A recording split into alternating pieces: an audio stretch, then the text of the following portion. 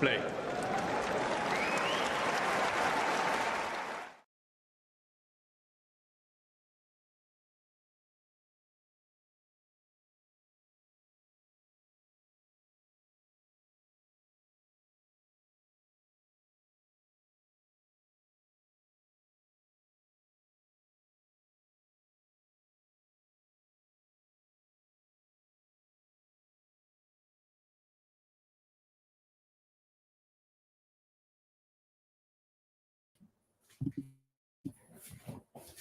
Hey Matt, can you hear me?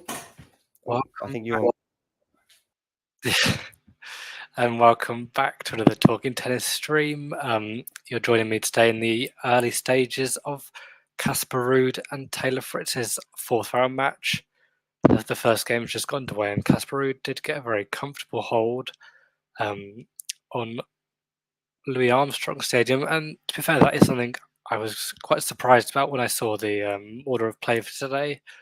I was surprised that the American number one and a former finalist at the US Open in Casper Ruud were put on the second court compared to Dimitrov and Rublev on Arthur Ashe. But I suppose that's just the way the schedule's fallen. And so it's an interesting match, I think. From their head-to-head, Ruud has the two victories previously, while Fritz has probably had the easier run into this match. Ruud coming from 2 sets down against Juncheng Shang in this previous match, whereas Fritz has, I believe, had it straight sets the whole way and a perhaps more comfortable draw. James is asking for a shout out to the Philippines, so shout out to the Philippines. Hope you're enjoying, and I hope you've subscribed to the channel and enjoying all the content of this US Open. But yeah, it's a good serve there from. Or was it a good serve from Fritz? No, it was out. It looked like a good serve. It was actually a double fault. So we're at 15 all.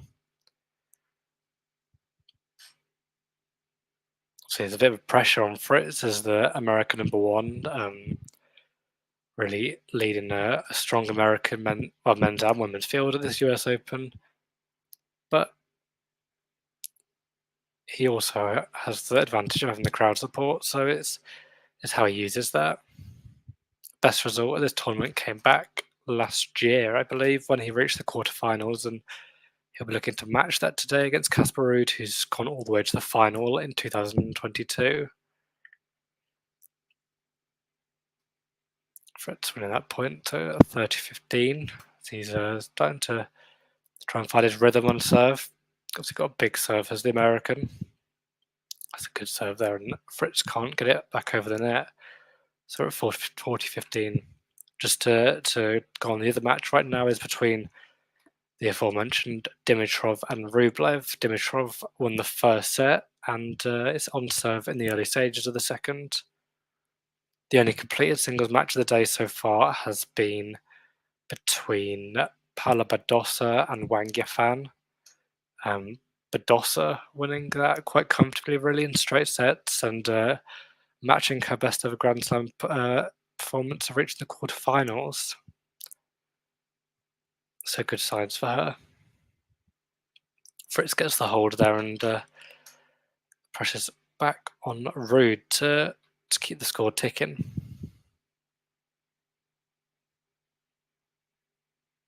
What's everyone thinking in terms of predictions for this match? Who are they thinking is going to win? I think myself, personally, I'm slightly leaning towards Fritz. I think a lot of that's to do with the fact that Ruud had a lengthy match and in his last round and had to really, fight to get the victory, whereas Fritz has just been so comfortable. But at the same time, you could argue that Fritz has had it more comfortable and hasn't been tested, so it'll be interesting to see how he reacts to by far his highest ranked opponent so far. Ruud looking pretty unshakable on the serve so far. Not sure.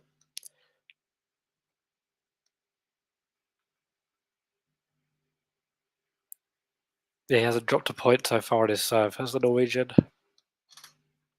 So impressive. There's another good serve there, and yeah, it goes long from Fritz. So yeah, 7 points in a row from Fritz. 7 points in a row from Casper Ruud on his serve. The last one at 123 miles per hour, so he's really got the speeds going.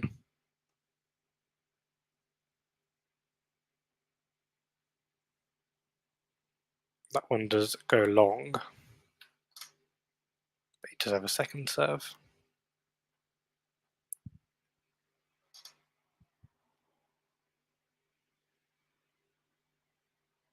Second serve goes in. Fritz gets the backhand return, but it was an awkward return, and Ruud capitalizes. So 8 points in a row on serve for Ruud to start this match. As much as his service has been great, I can't say I love the co-order, the pink socks and the trainers. It's definitely eye-catching. It's not about what he's wearing, it's about what he does with his racket on the court, and so far it's been pretty impressive.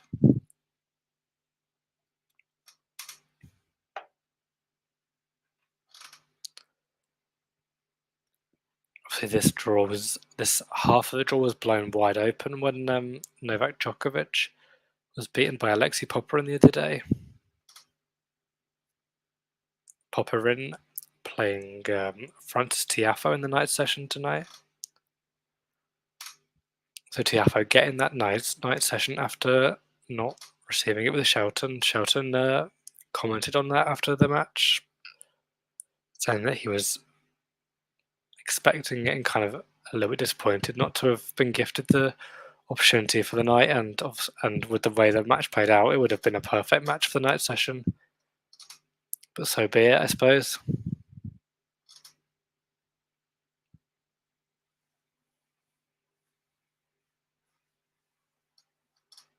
I think a lot of people with Djokovic gone out this section will be really looking at this is a big moment and a big opportunity for them to take advantage. Same as some in the top half where Alcaraz has gone, but it does feel like there's less contenders in this bottom half. Zverev, the highest ranked, left. But he's playing Brandon Nakashima later, the American, who's in phenomenal form at the moment. Could really challenge Zverev later.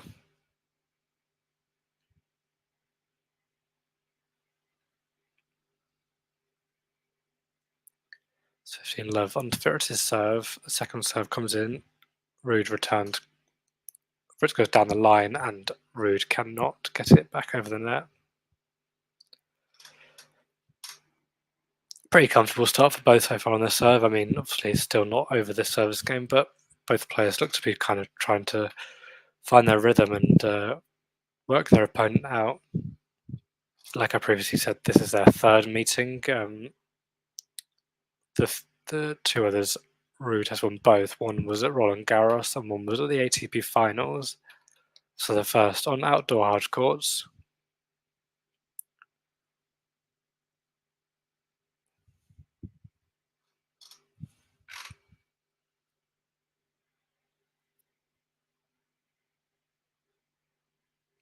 That is wide there from Fritz, and this service game is now more intriguing at 30-all.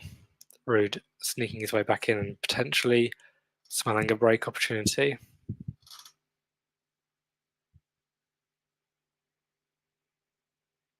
It's a good serve there from Fritz, though, and Ruud can't get it back in court. So Fritz does have a game point. I think obviously serve is very important in this match, and I think the opportunities will be few and far between for breaks. Kind of a block return there from Ruud. They go cross court on the backhand side at the moment. And that's a wild backhand there from Ruud and hold for Taylor Fritz at 2-all.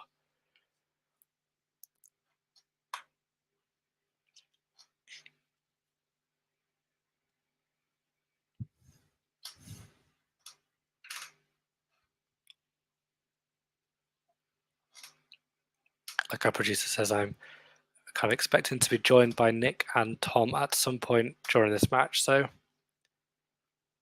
and our producer now asking my predictions. I didn't give a specific prediction, but I think I'm leaning towards Fritz because of previous match time at this tournament. And I'm thinking Fritz in 4.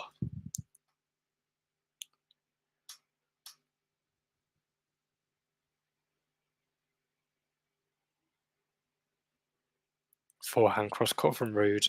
Fritz tries to go down the line, but it does go long.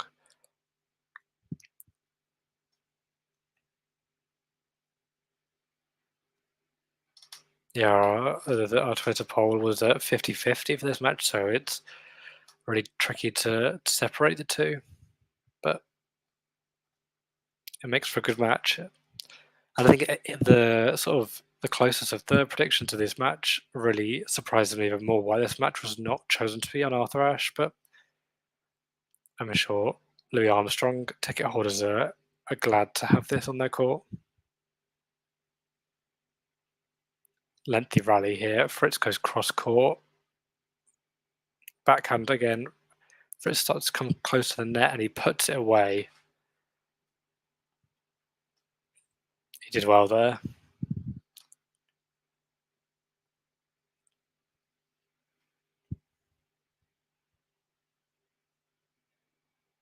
Really patient play and built the point up to the point where he approached the net. The longest rally of the match so far.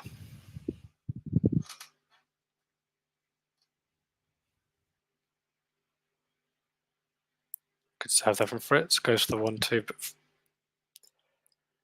I think good serve there from Ruud. I meant instead, and he does get the point after hitting a volley away. So 30-15 Ruud.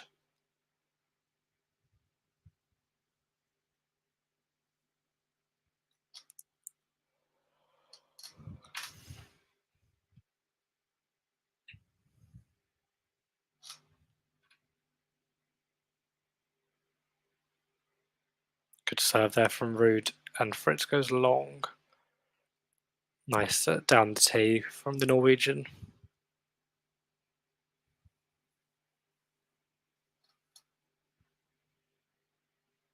Yeah, the first serve percentage one's really high, 88% for Ruud and 71% for Fritz, and it's felt like that.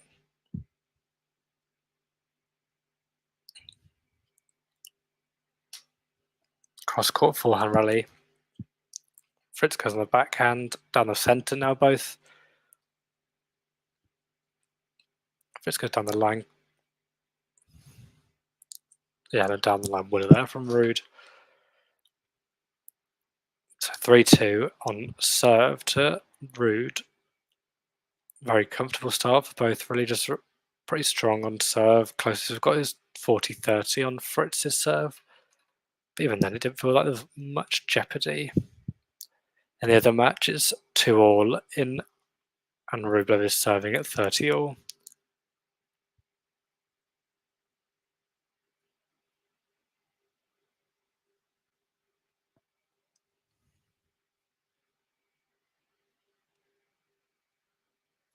I'm also kind of intrigued as obviously as the draw has opened up on the men's side, particularly what people are thinking in terms of the title, because there is only 2 Grand Slam champions in the draw remaining, and 1 former US Open champion in Daniil Medvedev.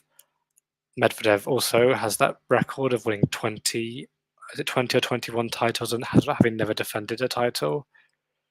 So something's got to give, really. Is like be a new US Open champion, or Medvedev is going to retain a title for the first time.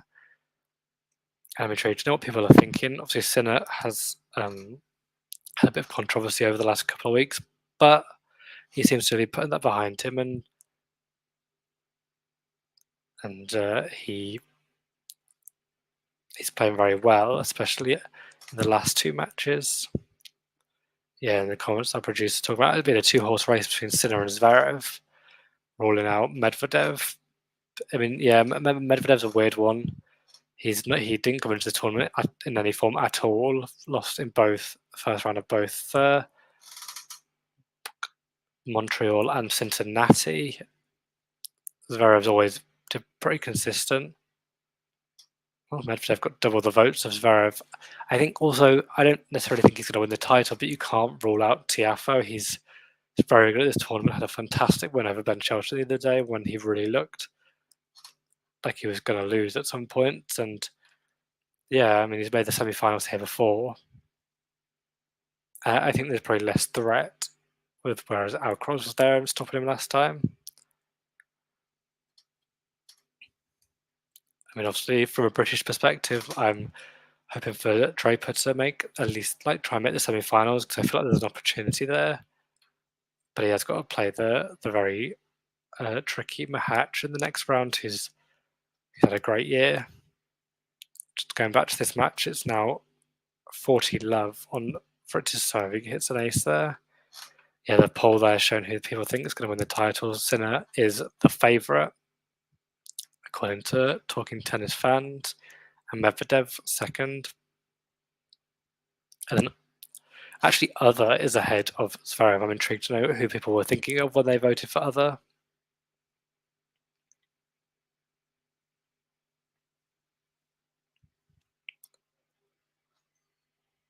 Yeah, another ace there for Fritz. Or was it not? Apparently not. I think Fritz thought it was an ace. I thought it was an ace, but I'm not sure if it clips the net.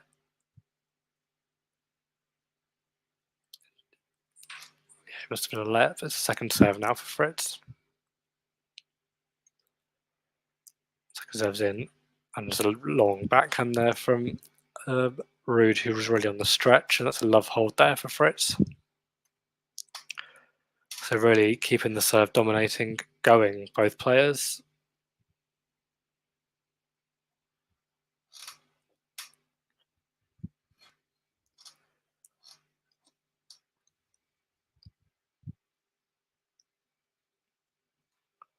Yeah, the picture on the screen currently showing Rublev receiving treatment after hitting his hand and drawing blood.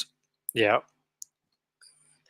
drawing blood after hitting his hand in frustration, and it's a scene we've seen many times, especially in recently. And yeah, it's not nice to see. It's quite concerning. And Rublev has spoken about the troubles he's had previously, but it does feel as though something needs to be done before, because it's dangerous for him, and it's not good to see for young fans. And yeah, it's concerning. So much talent there as well, and he always comes across so well off the court, but on the court it's less so. Smash opportunity here for Fritz, and he puts it away, 15 all.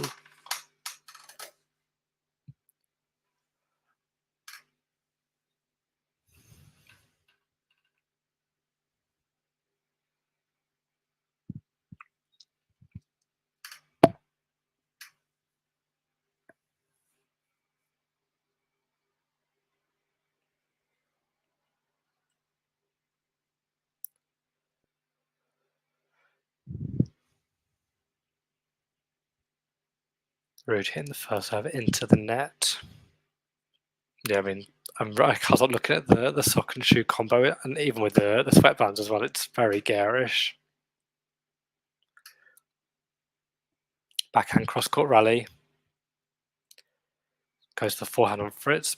Ruud sticks to the backhand. Nice drop shot there, attempt from Fritz there, and Ruud does make it, but Fritz tries the volley, and Ruud cannot handle it, so 15-30 on Ruud's serve. Is this the game where a break opportunity is created? Nice bit of variety shown from Fritz there. Ruud did get to it, but Fritz had it covered and was there for the drive volley. 16 shots was that rally. Ruud will be hoping for a big serve now to avoid getting any break points against him. That's a big serve there from Ruud, and out from Fritz. That's just what he needed. I mean, and that's what's been happening. The serves have been really strong from both players. It's still like a long way to go in this set, but it does feel like it could be tie breaks. even though we are still at 3-all.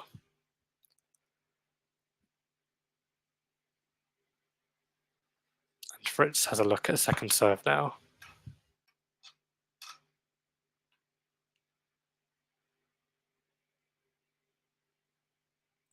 So just go in. Fritz returns it with a strong forehand, but the second forehand he hits goes into the net, and it's 40-30 Ruud. A game point.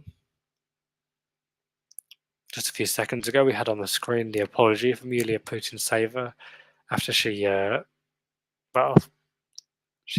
didn't treat the ball girl very well in her match yesterday. Let's just say that it was very dismissive, to say the least. But at least she's owned up to it and accepted responsibility. And Ruud goes out with the forehand there, so it's juice. First time we've gone to juice in this match so far.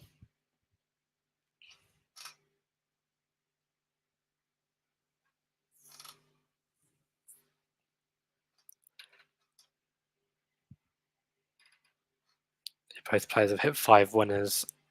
Fritz has hit slightly more in 4-star areas with 8. Ruud has hit 5. But it's still very early days. Good serve wide there from Ruud, and Fritz can't get it back into play, and it goes into the tram line. So advantage Ruud. Still no break point opportunities created.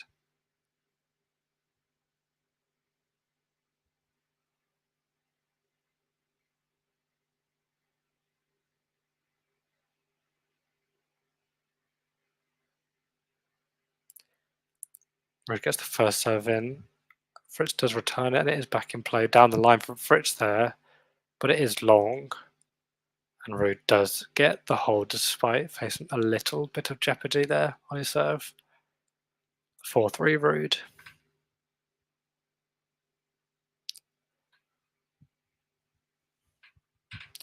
So Ruud seeded 8th, Fritz seeded 12th. Fritz is the top American, so there'll be a lot of eyes on him.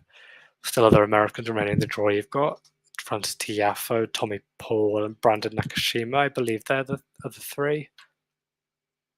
Corder and Shelton exiting the tournament in the last round. Paul has got to play Yannick Sinner, but I believe he could test Sinner. No doubt. Francis Tiafoe is playing. Novak Djokovic beat Alexei Popyrin and also Canadian champion.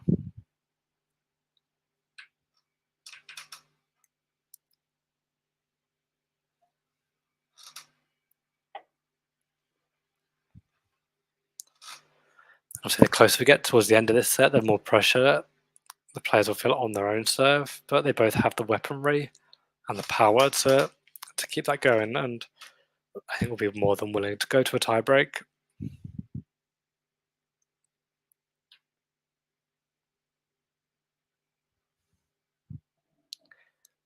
Also still on serve in the Rublev-Dimitrov match in the second set.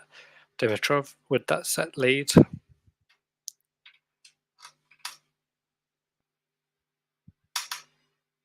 Yeah, Sean, it was strange. I mean, we've seen Putin do some interesting things in the past, but usually it's kind of inflicting on her racket, and this just felt a bit wrong considering it was against a child, and she did apologise and said that it was out of frustration considering how the match was going and out of frustration for herself. But let's hope she learns from that in the future and kind of moves on. Obviously, Putin had a good year, but not anywhere near as good of a year as Jasmine Paolini, who's still in the US Open draw and still technically has the hopes alive of reaching the 3rd consecutive Grand Slam final. I mean, that would be otherworldly, really.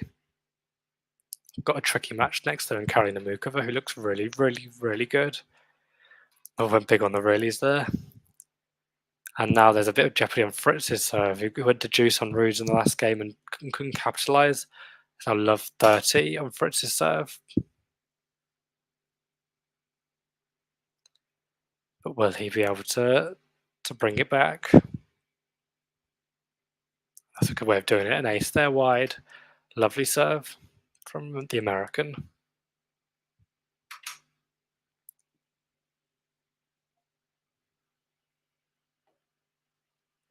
Fritz's fourth eighth of the match.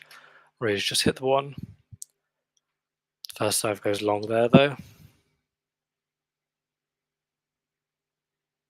Second goes in.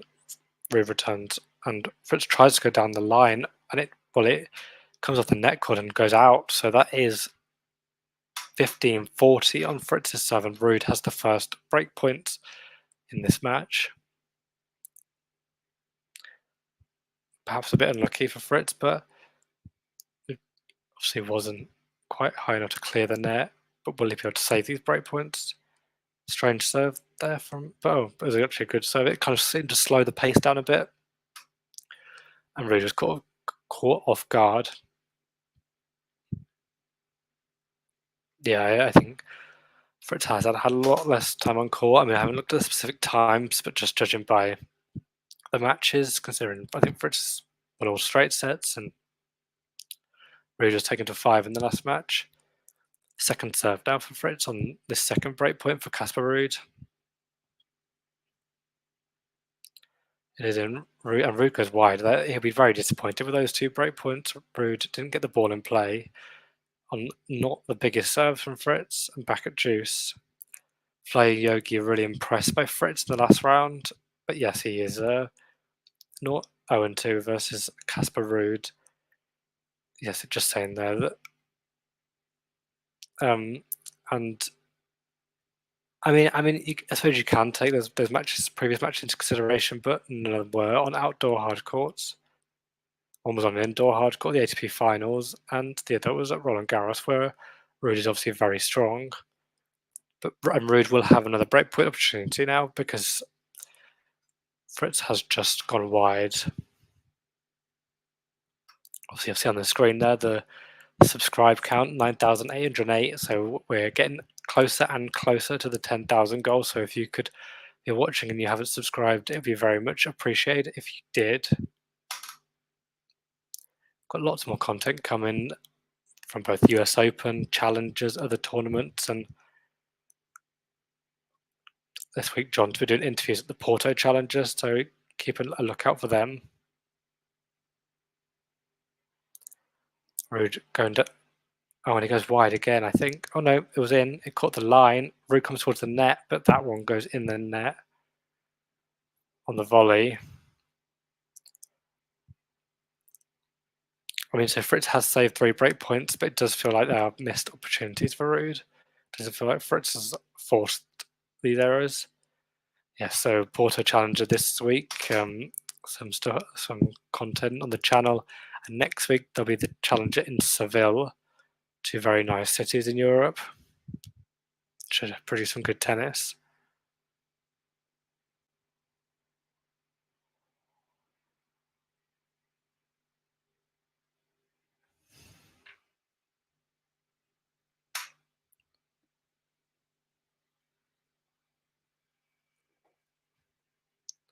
Strange camera angle here. Right in the corner of Ruud's side of the court. Both coming to the net. Oh, lovely volley there from Ruud. He does apologise for the previous net cord, but that is a really nice play. Some outsmarting his opponent, and he's got a 4th break point.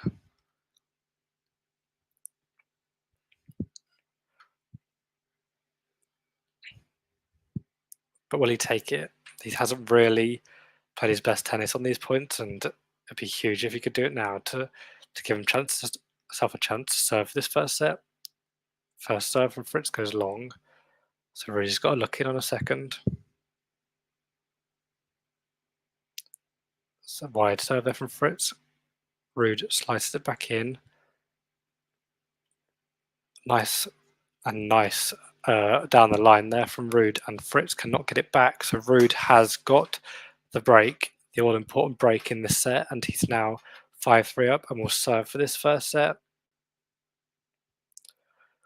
That'll be big for Casper Ruud, who obviously had those 3 previous break points and didn't take them. So it's big for him to finally get on the 4th opportunity.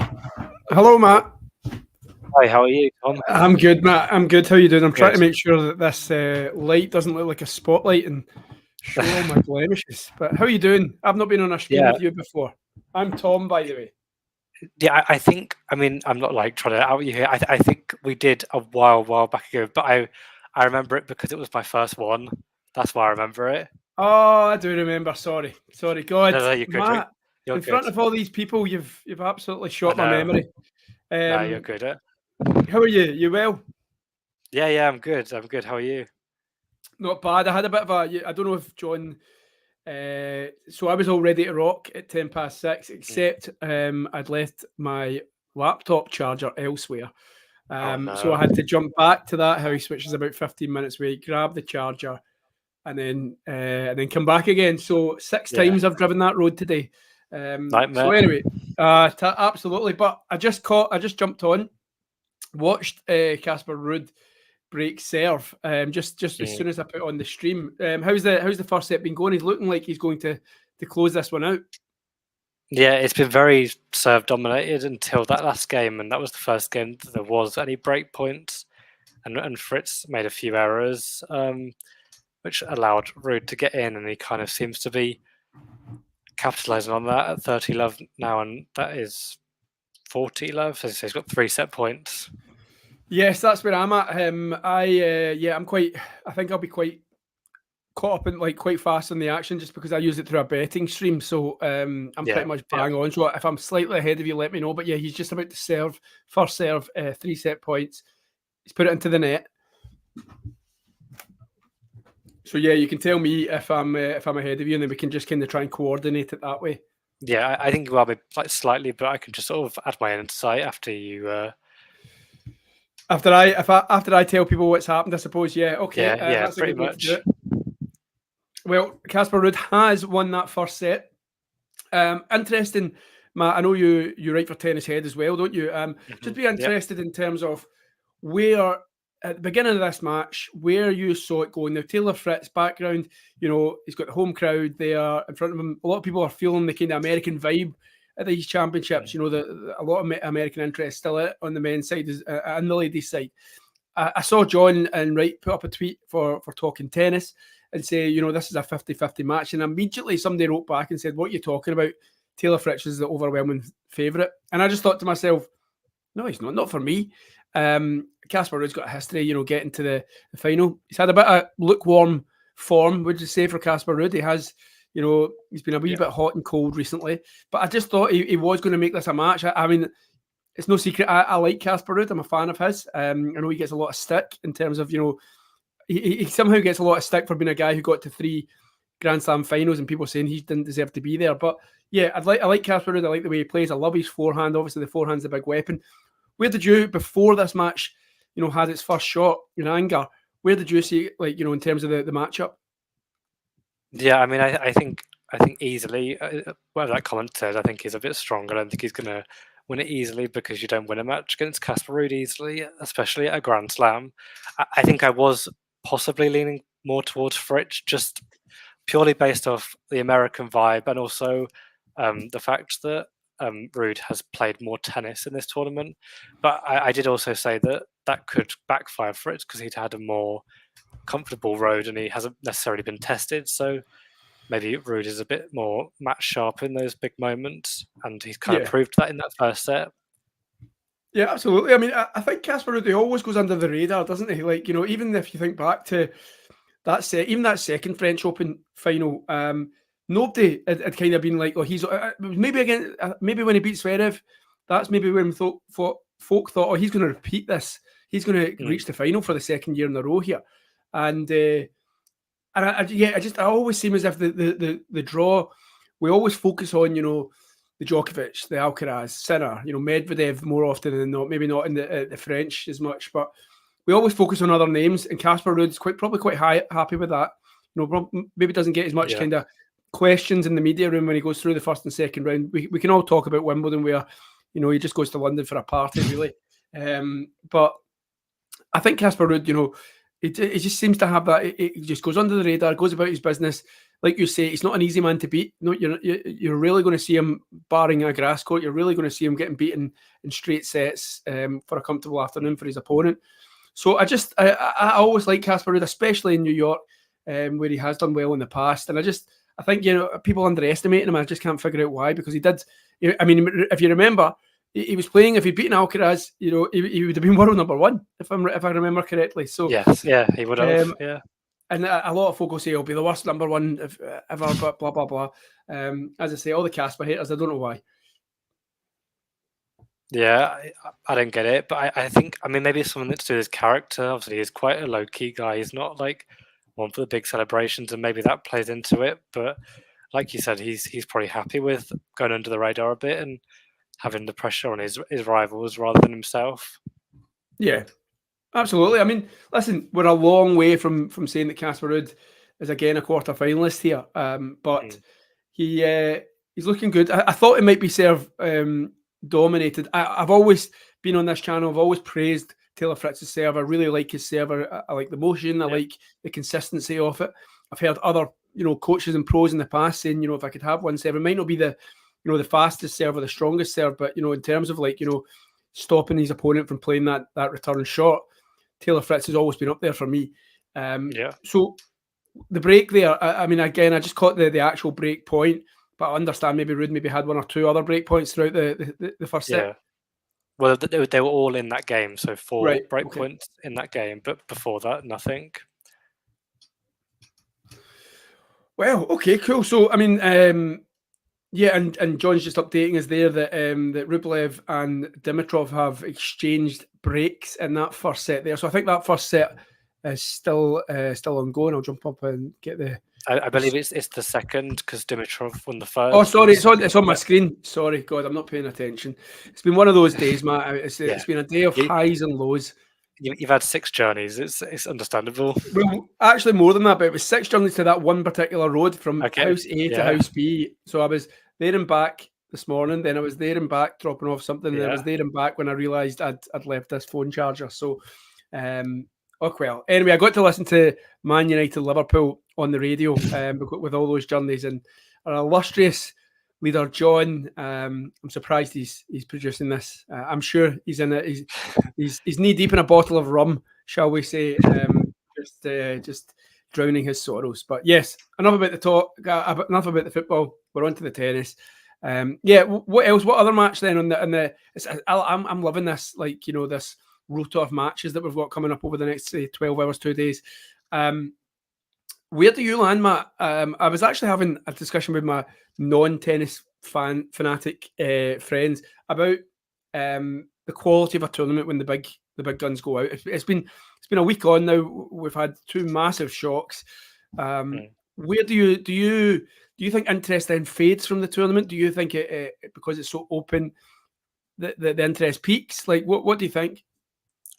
I think the interest is kind of goes up and down depending on the sort of tennis fan. I think from outside tennis fans, people who necessarily are more like casuals, I think they'd probably go down if the big names go out, because they kind of know that's what they know the big names for. They know them for winning the titles. But personally, for me, when the big names go out, my eyes are like, right, who's going to win this? Who's going to take this title? I know Sinner's still left in the draw, but he's obviously not necessarily the biggest name compared to Alcaraz and Djokovic, who grab more of the headlines. Even though Sinner has been in plenty of headlines himself recently. Absolutely, mate. Absolutely. I'd be interested. I don't know. We might be joined by Nick. There he is. Hello. How are you doing, Nick? I just saw you. All right. How are you? I'm good. We've not been on a stream together for a while. I was going to say, I don't know what the last time we did a stream was. Well, we definitely did the final, the ladies' final last year, the US Open. No, but I'm sure we've been on since then, because it's been a long 12 months without you, Nick. If that's the case. Forehand, backhand from Sabalenka, forehand to the backhand of. A glimpse. John doing a good job producing there. Well done, mate. Nick, I was just asking there, and sorry to hit you with a question as soon as you've. That's why I'm here. That's why I'm here. You may have had this chat on other streams, but for the purposes of tonight, it's a week on. We've had on the men's side, we've had 2 massive shocks. Djokovic and Alcaraz going out, and I just wondered, in terms of the interest in the tournament for you, does that go down a little bit because the big names are out? Does it peak because it's so open now? Where do you land in that kind of that spectrum there? So it doesn't change. Okay. It just becomes interesting for different reasons. So going into the tournament, the whole thing was which of the top three were going to win the title? Was it going to be Sinner, Alcaraz, or Djokovic? And now the question then opens up about, well, then who can challenge Sinner? Does this open the door for Medvedev now? Because he would have had a bit more of a problem if it was Djokovic he was facing in the final. Obviously, he would have had to get through Sinner and Alcaraz, but it wasn't unthinkable.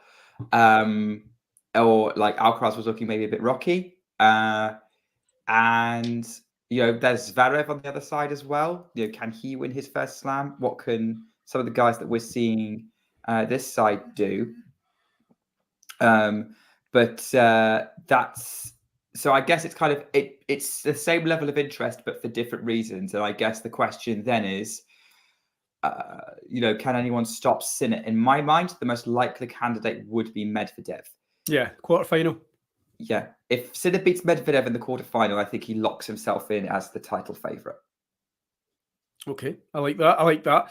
I suppose my question would then go into is, let's say for argument's sake you're right, and whoever wins that quarterfinal, should they face each other, whoever wins that quarterfinal, I suppose Zverev as well. Because I was going to say, if one of them gets the final, does it not devalue the final because there's going to be an overwhelming favourite? And that's my fear. If you look at football as an example, when you've got an FA Cup, I said this exact thing to John last Sunday. If you've got the FA Cup and all the big guns get knocked out in the third or fourth or fifth round, you're ultimately going to have like a Premier League team facing a smaller team in the final, and nobody watches the final because they know that the big team's going to win. And more often than not, it does. I can think, Wigan, Man City kind of thing.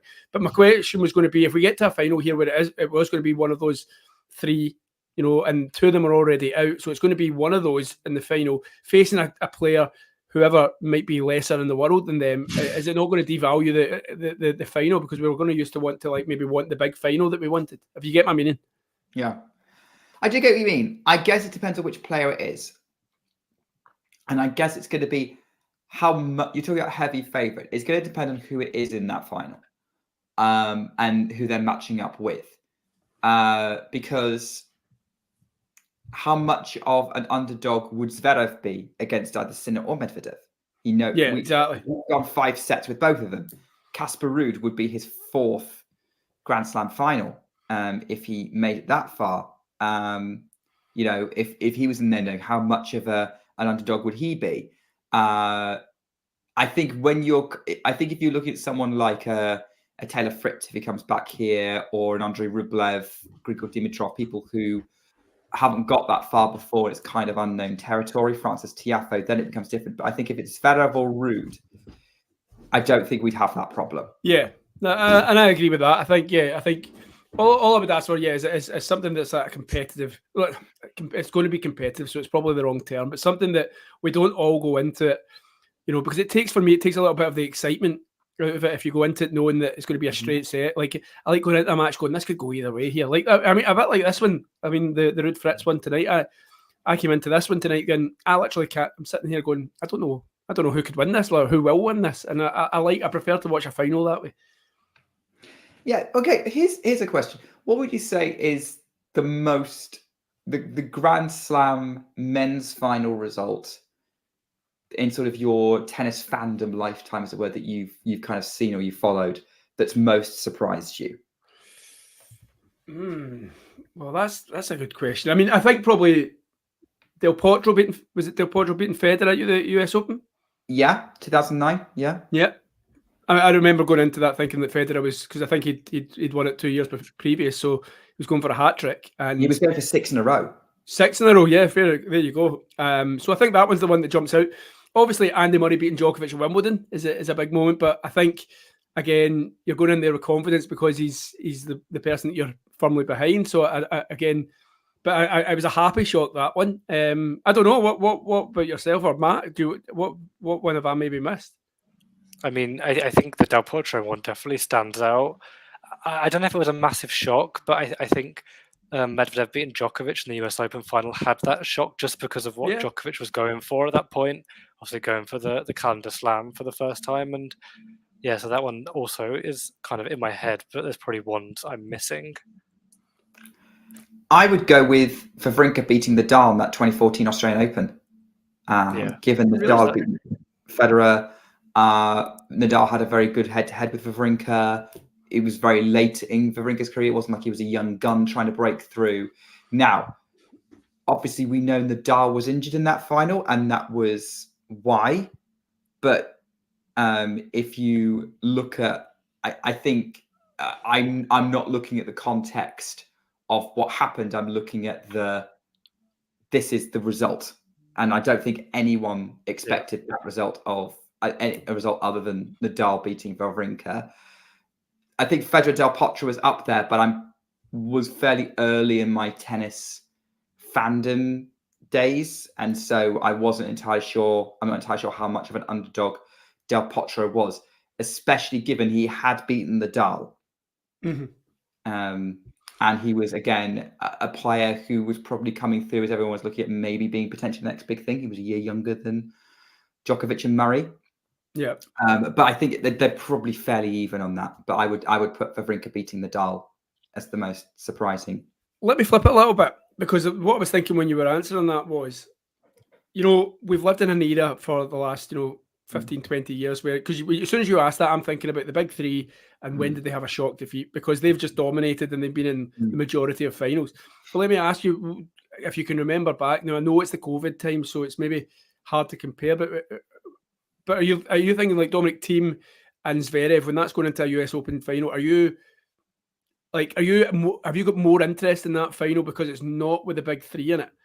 Like, because we've lived for so long, when you go into a final with the big three and it's not one of the other big three they're playing, then more often than not, they're going to win it. And again, it's like Man City right now. Man City go into a final in a match. And I was saying to my pals last night, I really watch Man City because it's just like them rolling over teams all the time, and I get bored of it. Now, I'm not saying that would happen, but I just wondered if you had more interest in the Thiem Zverev kind of final here.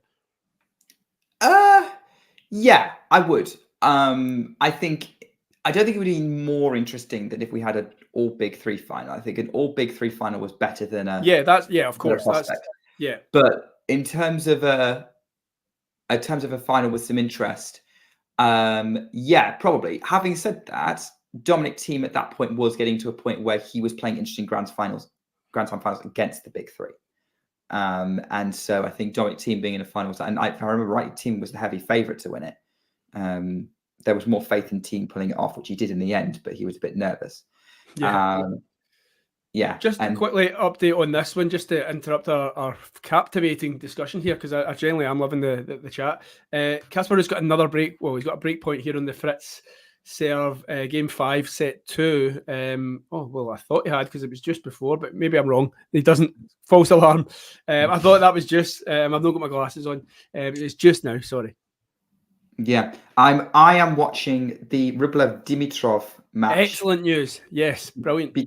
Because so just a bit of I was watching. I had it on the background. I was on the phone on the phone to a friend, which is why I was late. And I had it on the background, and like Rublev was having meltdowns during set 1, gets the break in set 2. Dimitrov breaks back when Rublev's serving for the set, and now we're into a second set tiebreak. Lovely. Okay, nice. Rublev having meltdowns. Color me shocked. Well, Taylor Fritz has held serve there.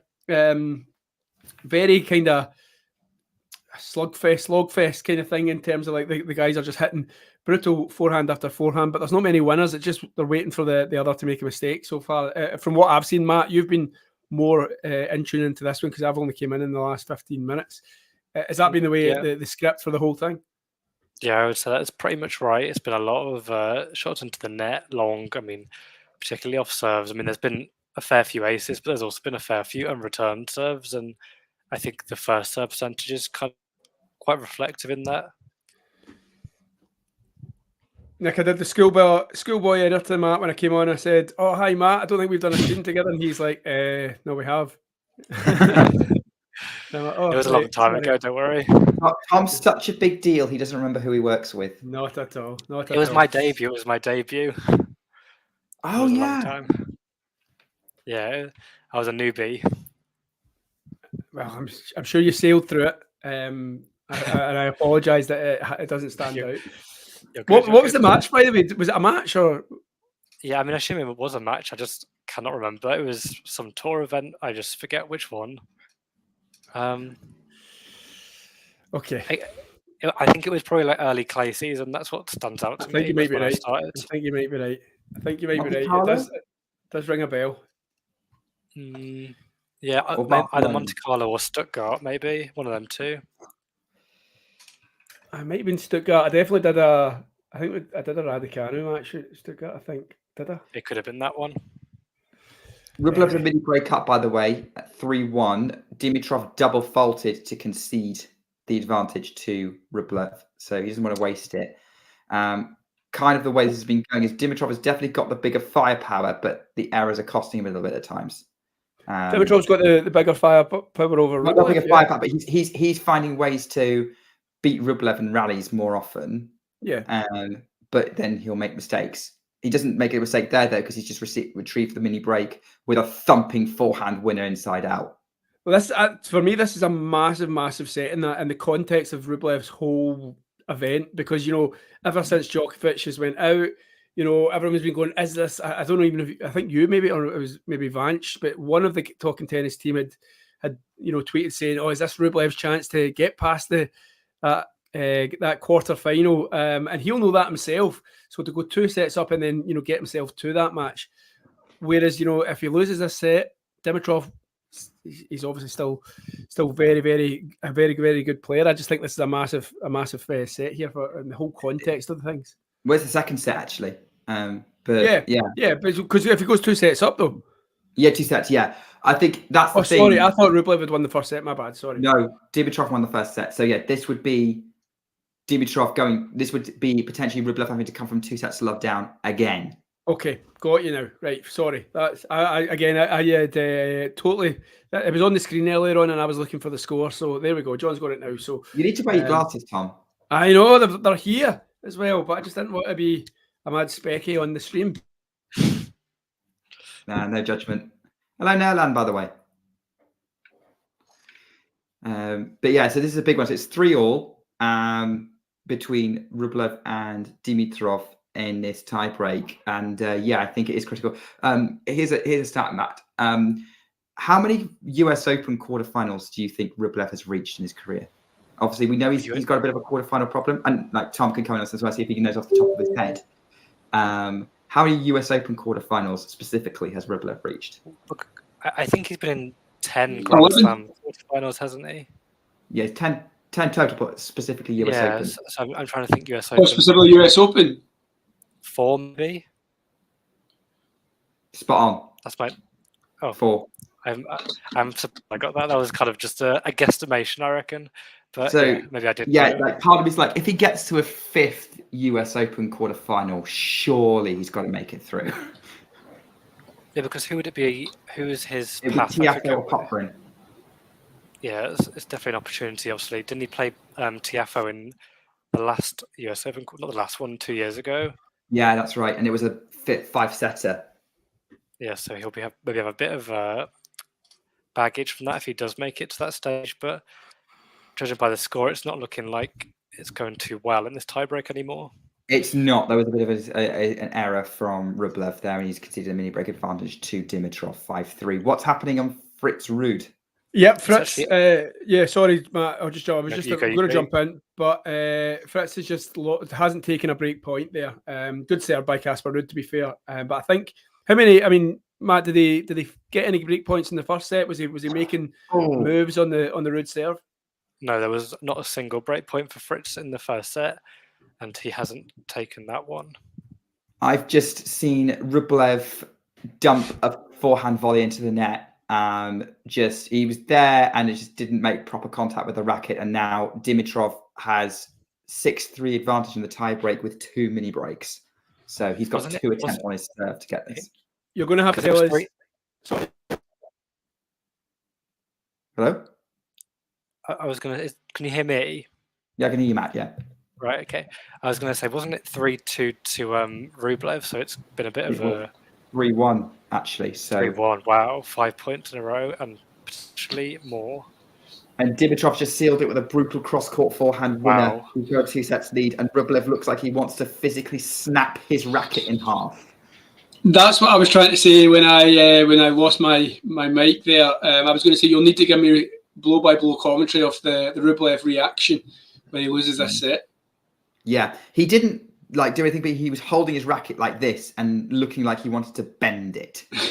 And now he's going off court.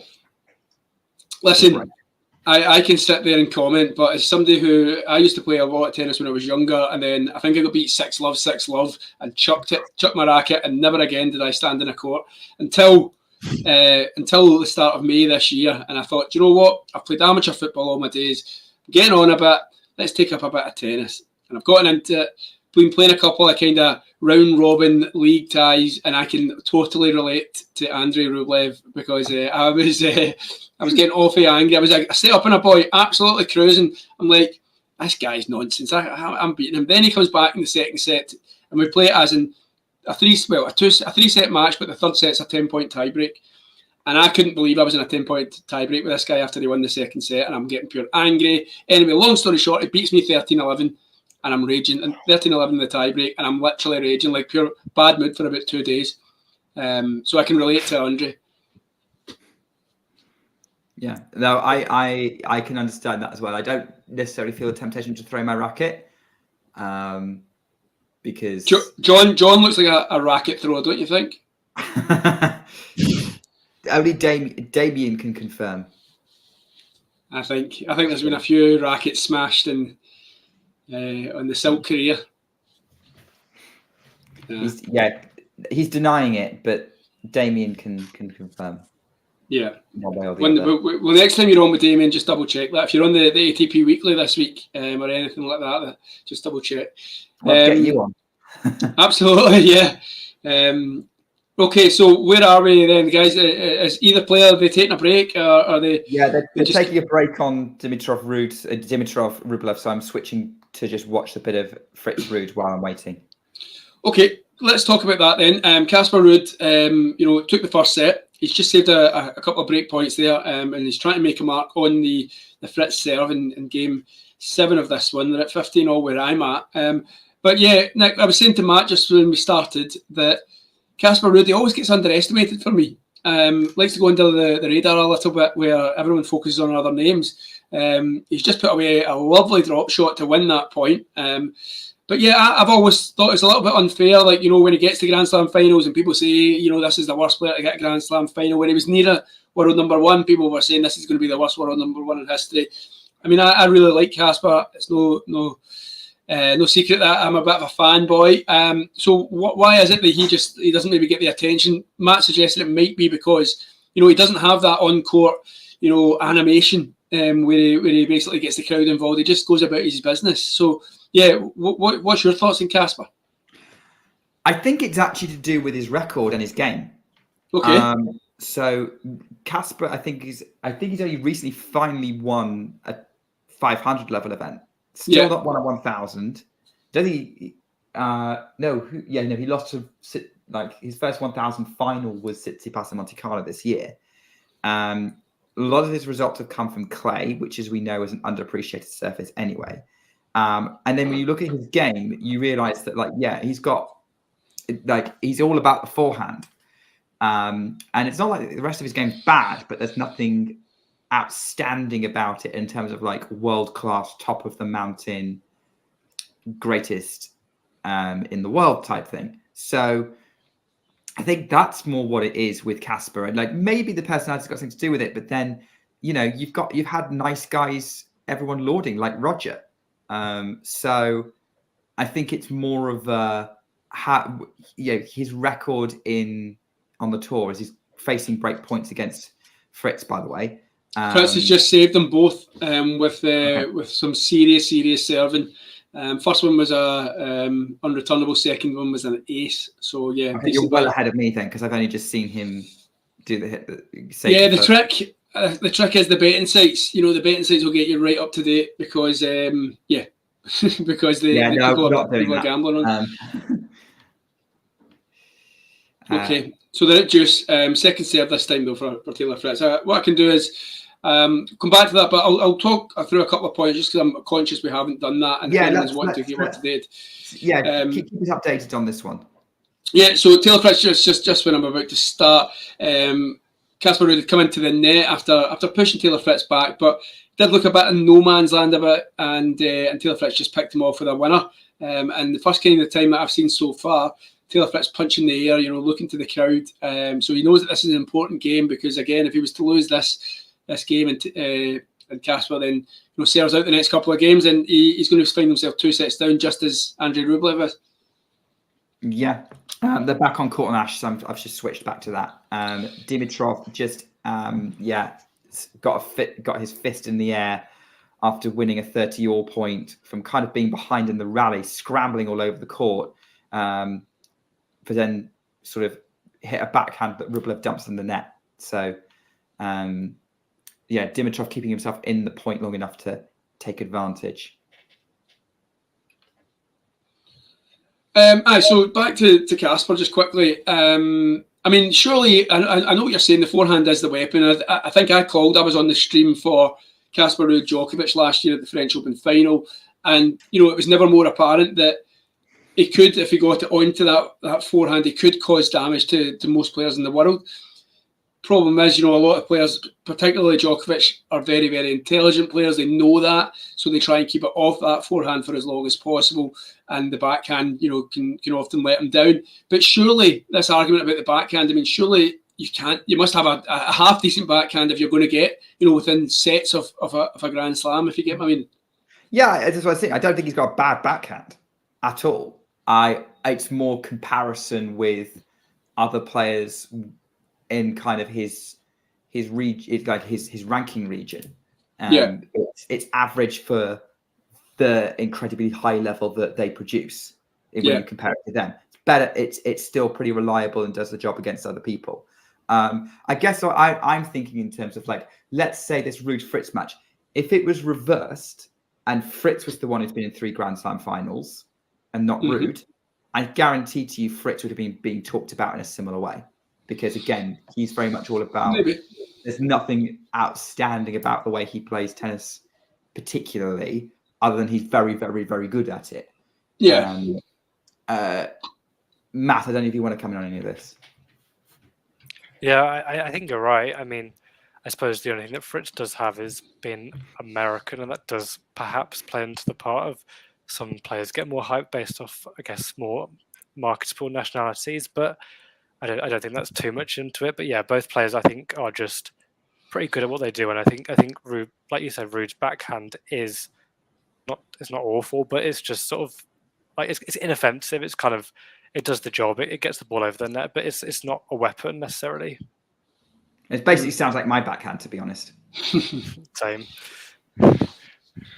I suppose, like, Taylor Fritz, though, he's a bit of a personality. Do you not think? Like, I think, for me, like, I was always aware of Taylor Fritz on the tour. I think it was that Indian Wells one that really kind of made me go, oh, I'm going to start watching this guy. If I'm being completely honest, just that the fact that he was playing, he was injured and he beats Nadal. Nadal's been like, hasn't lost a game so far that year. He's won the Australian Open, won everything in sight, and then that's one of the ones that's an overwhelming final, an overwhelming favourite, especially when the other guy is playing on one leg and then beats Nadal, and you're just like, what? Like, that doesn't make any sense. So I suppose that's when he came to my kind of consciousness. And then, I love personalities in tennis. I often on here saying I love Corrigan Muti because he's just an absolute crackpot and he can do anything.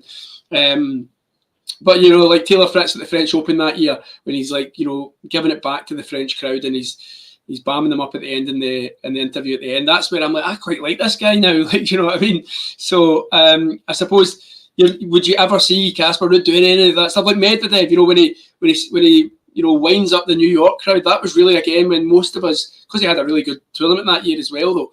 But that's when he comes to the fore because he's all over social media and he's like winding up the New York crowd.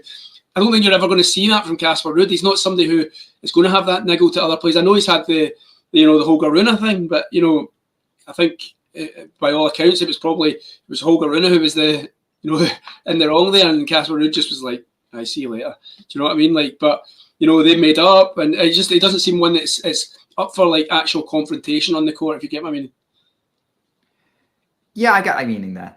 And you know, it could be to do with personality to a certain extent, but I think it is more to do with tennis, because there have been definitely other players out there with sort of similar records that with better records, with also sort of fairly mild-mannered personalities. No, I get that. Yeah, I think you're right. I think you're right. I suppose, yeah, if you're good at tennis, you're going to get the attention. If you're winning tournaments, you're going to be having people come to you no matter what your personality, aren't you? So I think your point about the 500s was a great point. Again, when that maybe I should have added to that. So yeah, good point. What's happening in your match then, Nick? Andrei Rublev has just broken in the first game of the third set, and he's just lifting a bag out of another bag. Not sure what that bag contains, but new racket. No, it's not big enough for a racket. Oh right, okay. It's got a head on it though, so I don't know. It might be strings, but yeah, it's not big enough for a racket. But yeah, so Rublev has got the early break in the third, and like he's been like really coming out swinging against Dimitrov. I think this is going to be very much about them going toe to toe, and Rublev is hoping for another 2 sets comeback this tournament. Yeah, it'll be a long night for both gentlemen, if that. I think Taylor Fritz, for me, has kind of steadied the ship a little bit here. I think you're going to see Taylor Fritz kind of try to push a little bit more. He has just won a pretty lengthy rally to take this one to juice on the Ruud serve.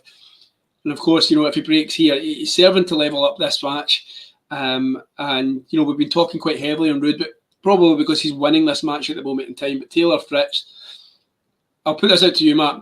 Can you see Taylor Fritz winning a Grand Slam? Maybe this one? No, to be honest, not really. I think he's one of those players that has kind of got a level, and I think there's certain players in the majority of draws that could beat him. I mean, he's got a terrible record against Djokovic. Djokovic is out of this draw, so he has got a nicer path to the final this time. But yeah, I'm not sure. I think the final in this US Open is possible, but I just can't see him going all the way. Tell you what, we are in danger of being labelled an anti-Taylor Fritz channel, because Isabel was saying the same thing a couple of days ago. Not at all. Yeah, not at all. I don't mind him. Like I like him. Like you say, I like how he's kind of come out of his shell in some moments, like with in the Roland Garros, and I think it was at Wimbledon this year where he told Rundiknecht to have a nice flight home. I think that sort of stuff it surprises. Well, that was who he played. That was because of the French Open one that I'm talking about. That's who he was playing that night. Yeah. It's kind of like a sequence of events. So it did surprise me. I kind of like that he's kind of more of a personality than I thought he was. But whether he could go all the way, I don't know. I just there's something about me that's just thinking that he hasn't got the Grand Slam in him. He's one of these players for me who there just always seems to be that there'll be just that one person better at a Grand Slam. Maybe get to have a couple of finals throughout his career, but he might just come a little unstuck there. You know, if he can get to a final here, the noise, because I mean, if he's the only home player, I mean, you know that there's plenty of American interest still in this event. But if he gets to a final in New York and he's got that home crowd, you know, it evens the game a little bit. So you never know. But yeah, for me, he's just one of those kind of in the second bracket of tennis right now, and maybe one of these players that he's always going to find that there's just that one guy that's better on him in the fortnight. Nick, I want to ask. Sorry. I was going to say, if you're an American tennis fan, actually, this tournament's been pretty good for you, because all of the quotes big four Americans, Fritz, Paul, Tiafoe, and Shelton, are all playing really well, and obviously second week, it's just unfortunate Tiafoe and Shelton met in the third round. What was your question going to be? No, I was just going to jump on. I know we've spoken quite a lot, and because we are covering the guys' matches, but I know that the WTA is your specialty, not to make you blush. And I just wanted to see, you know, a week on, you know, what's been your highlights, what's been the storylines, you know, for anyone who's maybe missed the first week or not been as up to date because of work commitments or life. Yeah, how have you found the first week on the ladies' side, Nick? Pretty entertaining, actually. We've had some pretty good matches on that side. Showing Anisimova, which was the opening match that we did of the US Open on the main courts. I did that on the channel. That was a good one. Kostyuk Navarro was fun. Potapova Fernandez, even though I wasn't happy with the result, like that was a good one. Paulina Andreescu went down as being quite entertaining. Like we've had some pretty decent matches throughout. I don't think there's been too much in the way of surprises. Maybe some players playing better than expected. But, the players who are still in the draw, none of them are a big surprise. And the question of the WTA draw is, are we going to get a Swiatek-Sabalenka Grand Slam final for the first time? That is the big question at the minute. And Swiatek is going to get tested in her section. I'm not sure about Sabalenka, not because the players aren't very good, but because they're players that she's comfortable with. Yeah. The matchup suits her, doesn't it? Yeah. It may well depend because, obviously she's got Mertens tonight. I would expect her to get through Mertens. No offense to Mertens, it's just more that she might, like when Sabalenka's firing, very few people can live with it, and Mertens doesn't have her counter punching's not quite good enough to deal with it. She'd need to rely on Sabalenka not being herself and making a lot of errors to keep herself in those points and frustrate her a bit. Then she's got the winner of either Zheng Qinwen or Donna Vekic in the quarters. Now, she's been comfortable in her 2 wins against Zheng Qinwen in the last 12 months. I could see that being repeated, but then Zheng Qinwen's playing a lot more confidently right now.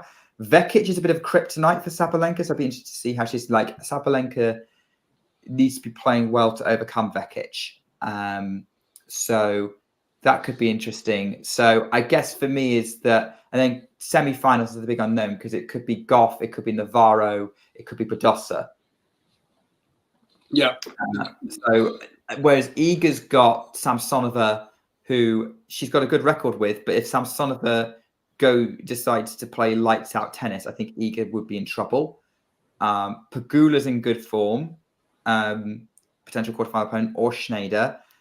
I can see Karina Mukova potentially lurking in the semi-finals. So it's not really a done deal for either of them, but Iga's probably got to cut 1 or 2 more hurdles that I would say that I rate as a hurdle. So I guess that's the question is are we going to get that final and how likely is that going to be? I'm still erring on the side of hoping / expecting it, but my expectation is not like unshakable. Interesting. A very, very comprehensive and lovely roundup. I'm just, I'm always listening. I like that. I'm going to ask you a follow-up question on that, but just watching the Ruud Fritz. So I think Ruud has just held serve, and after a mammoth game, it was like 10 or something minutes. But Ruud's been sweating that much because of the heat. Much like Nadal a couple of years ago, that the court is looking slippy, and he's actually just had to say to the umpire, "You guys need to try that." So almost interesting. But yeah, he comes through that. So we're at 4-all on that one. Nick, did you see the Hadid Maya stuff overnight? Only I didn't watch the match. I've obviously seen loads of stuff being posted on Twitter about it. We had the Jack Draper stuff. I don't know why the umpire didn't give it. But that definitely affected the match because Kalinskaya was up and she was motoring at that point. Like she got the early break. It had a huge impact. Yeah, strange one. I mean, strange one if they've looked at the video technology and then haven't reversed the decision. It's just very strange. It's like, I see it, but I still think it's had a nice point. So, something odd happened there. By the way, Rublev is very frustrated that he's not a double breakup on Grigor Dimitrov. He had break points for a 3-love, 2-break lead in that set, and he's very frustrated he didn't do it. And Dimitrov has hit a very confident backhand winner to close that game out. Okay, Dimitrov, just a set away from a quarter-final. What quarter-final of a Grand Slam would that be for Grigor? Do we know? I can double-check it. I'd be interested. Sure. I know he's been in 3 semis. So in Australia 17 and US Open 19, but I don't know about quarters. So he's making his 14th consecutive US Open main draw appearance. All right. So that just shows you 14 years. However, he is aiming to advance to his 8th Grand Slam quarterfinal and 2nd at the US Open following the 2019 semi-final run. And reach multiple Grand Slam quarterfinals in a season for the 2nd time in his career. So yeah, Grieger, this will be making some strides here again. I've always liked Dimitrov. Even since the baby fed days, I just wish he had made the impact in the game that he was getting talked about. But as some coaches say, you make the impact that you were meant to make, and so we can't just say that it's been a wasted talent because he's such a good player and a character as well. So 30-15 on the Fritz serve, but Fritz has just gone long from that latest rally, so we're at 30-all. Every game right now in this one seems to be, very competitive. We're going a lot of juices here. As I said, 10 minutes that last game. Very, very, very, very well matched pair, this two. I mean, I was looking at their head to heads, and they've always been very, very close. But Ruud does lead it 2-0. So, he'll be hoping that one continues. Yeah, and I mean, in the first set, he broke to just as it was about to be 7 for the set, so he's kind of hoping for the same thing here. But it's the perfect time to break, isn't it? That and I mean, as I look at it now, Taylor Fritz is again serving his way out of that little issue he was having at 30-all. He's just hit an ace, which is his 10th of this match. Casper Ruud hasn't hit one ace, and he's about to. He has now seen that one out. So 5-4, Fritz punches there to his box. Just something I was going to ask about these. Like, do you not? Are you a bit surprised that this match is on Armstrong and the Rublev match is on Arthur Ashe? Because I was a bit surprised, just considering obviously Ruud's a former finalist and Fritz is the American #1. Yeah, that's a good point. I mean, I don't know if is it something to do with timings, because did the Rublev match not start an hour before? So is there something to do with that? The Ruud Fritz match followed Badosa Wong. Yeah, it might be something to do with the order of play, like the order of the bracket, and they might have to put that on. Right. First, I don't know, Nick. Can you offer any insight? I'm not. I would love that job. I would actually love the job of trying to schedule tennis matches. Mate, it'd be a thankless task. No matter what you do, you would get, you'd get slammed by some people. So, good luck to you. Yeah, but I don't know what the decision-making process is behind how they currently do it. So, unfortunately, not. So I would have just thought they were the highest in the bracket, and they've got to start at an Arthur Ashe that starts at 5 o'clock, and maybe the Louis Armstrong starts at 6. But I suppose the question's got to be, why does one start at 5 and the other start at 6? Maybe something to do with TV. I don't know. There'll be multiple answers, Matt. I'm sure somebody can let us know in the chat. By the way, speaking of the chat, we do actually have a question from Sean asking, if an American wins the US Open, will that lead to a boom in US fandom? I have thoughts on this, but Go for it. Well, I'll jump in first. Nah, I don't think. No, I'm saying I don't think it'll lead to a massive rush to people picking up tennis. I mean, I think in the States there is a lot of places that are like tennis towns, effectively, communities, cities, counties that love their tennis, and I think that's just always going to be the way it is. I don't see. I don't see it changing just because an American wins the US Open. I might be wrong on that, but I mean, are we talking what Sampras Agassi the last time that happened? One of the two. So I suppose, but I don't think there's going to be an absolute peak in US fandom. I think the people who like tennis just like tennis, and I think there's certain communities across America who do that. I don't know, Nick or Matt. What do you think? I mean, I think it's very dependent on which American wins the title. I mean, if Francis Tiafoe wins the men's title, then I think that's going to have a much bigger impact on, say if Brandon Nakashima, say if he went to win the title, I don't think that's going to have anywhere near the impact, obviously, that Francis Tiafoe would, because Tiafoe's already got that kind of outside of tennis interest, and he is the despite maybe not having the ranking, he is the biggest star, I would say, on the men's side. And I think Goff did have a bit of that when she won the US Open last year, but I think it's a temporary thing and more of a short-term thing rather than actually maintainable, but has a different view on it. I think it's already happened. Because, I don't know what Sean's question is, whether he means an American in general or he means an American male player. Yes, I am doing the Andy Murray answer. Because, so here's the thing, Goff, I think Goff winning the US Open was huge. And there's been, I think she's got a lot of name recognition from across the celebrity and sporting world. But also, if you look at it, so I was talking on the last episode of the Ground Pass podcast with Anastasia, which is kind of my side project I'm involved in, and Anastasia was saying that this year is the first time that the sort of the pre-sale for the US Open sold out. She couldn't get tickets. You could still buy tickets on the day from the box office. That's always been a thing, a bit like with the Wimbledon queue. But this is the first time that she's seen that there weren't still tickets available online to buy, in the weeks leading up to the US Open. Now, obviously, we know that there's some complications around what sold out means and sold out means and how much has been bought up by the corporations or whatnot. But even then, for that to be considered a deal sweetener to kind of hand out to whoever you want to, that's a sign of something. So I based on, and the only reason I can think of why there's a market change this year compared to previous years would be Coco Gauff winning last year. Okay.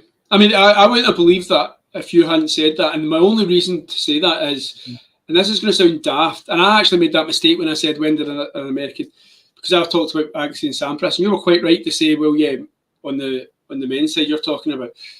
But surely the American, unless you've got a public who only watch women's tennis, I only go and watch the women's tennis and I only go and watch the men's tennis, unless there's that divide, surely the American public are used to an American woman winning it with the Serena Williams dominance. Do you know what I mean? So I think the men's scene has been starved so long in terms of a man winning it in New York that I think I actually might change my initial answer based on what a little bit of what you've said there. The fact that you're telling me that for the first time, and that Anastasia can remember, there was no pre-sale, she couldn't get her hands on it. That's interesting, because then surely if a man, because there hasn't been a male player since the 90s, noughties, surely then that would then, it would then boost if the American wins it. TFO, I agree with Matt. I think if TFO wins it, he'll probably be the biggest character to win it out of the American four or the American three left that you talk about.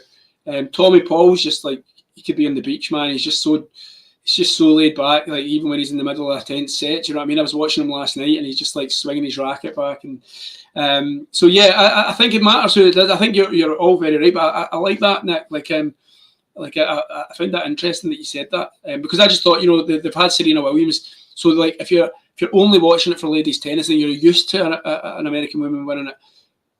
But it's just whether or not you think that the fact that a man will win it, and I don't want to be sexist, but will it be a bigger news story? But based on the fact that they haven't won it in so long. I think it would still be a huge story if a male player American man wins the US Open. I mean, to be honest, I think the Americans were probably hoping it was going to be Ben Shelton, because he would probably be the biggest personality of a lot. Absolutely. They got unfortunate with the draw. Tiafoe and Shelton being so close together, and one had second to go year out. in a row, wasn't it? Second year in a row for those two.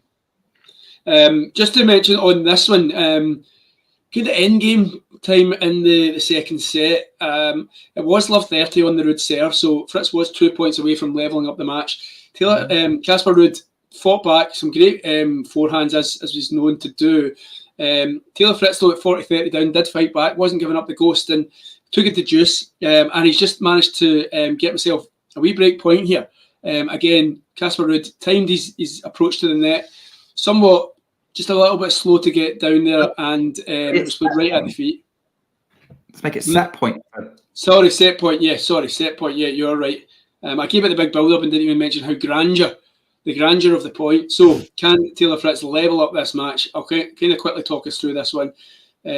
First serve, looked like Ruud was going to go in for a serving volley, but he puts the first serve long. So he's on a second serve. You'd expect Taylor Fritz to try and take this one nice and early. And it's a double fault. It's a double fault for Casper Ruud. And he's pointing at something on his foot. I don't know if he's just very, very slippy out there. He can't get the grip. I think that's what he's talking about. I think the sweat is really bothering for Casper Ruud. But we had it's 1 all between Casper Ruud and Taylor Fritz. The Louis Armstrong will be jovial, shall we say. I'm sure it's going to get heated up there. Andy Murray, when he always beat Tsitsipas in the US Open, would have been 21, wouldn't it? Yeah, I remember that. Yeah, because that was the bathroom break incident, wasn't it? Where Tsitsipas was away for about 15 minutes, and Murray was complaining. So I remember that match. But yeah, I'm sure that was the one where he was complaining about the sweat. I think Fritz, Ruud's away off court as we speak.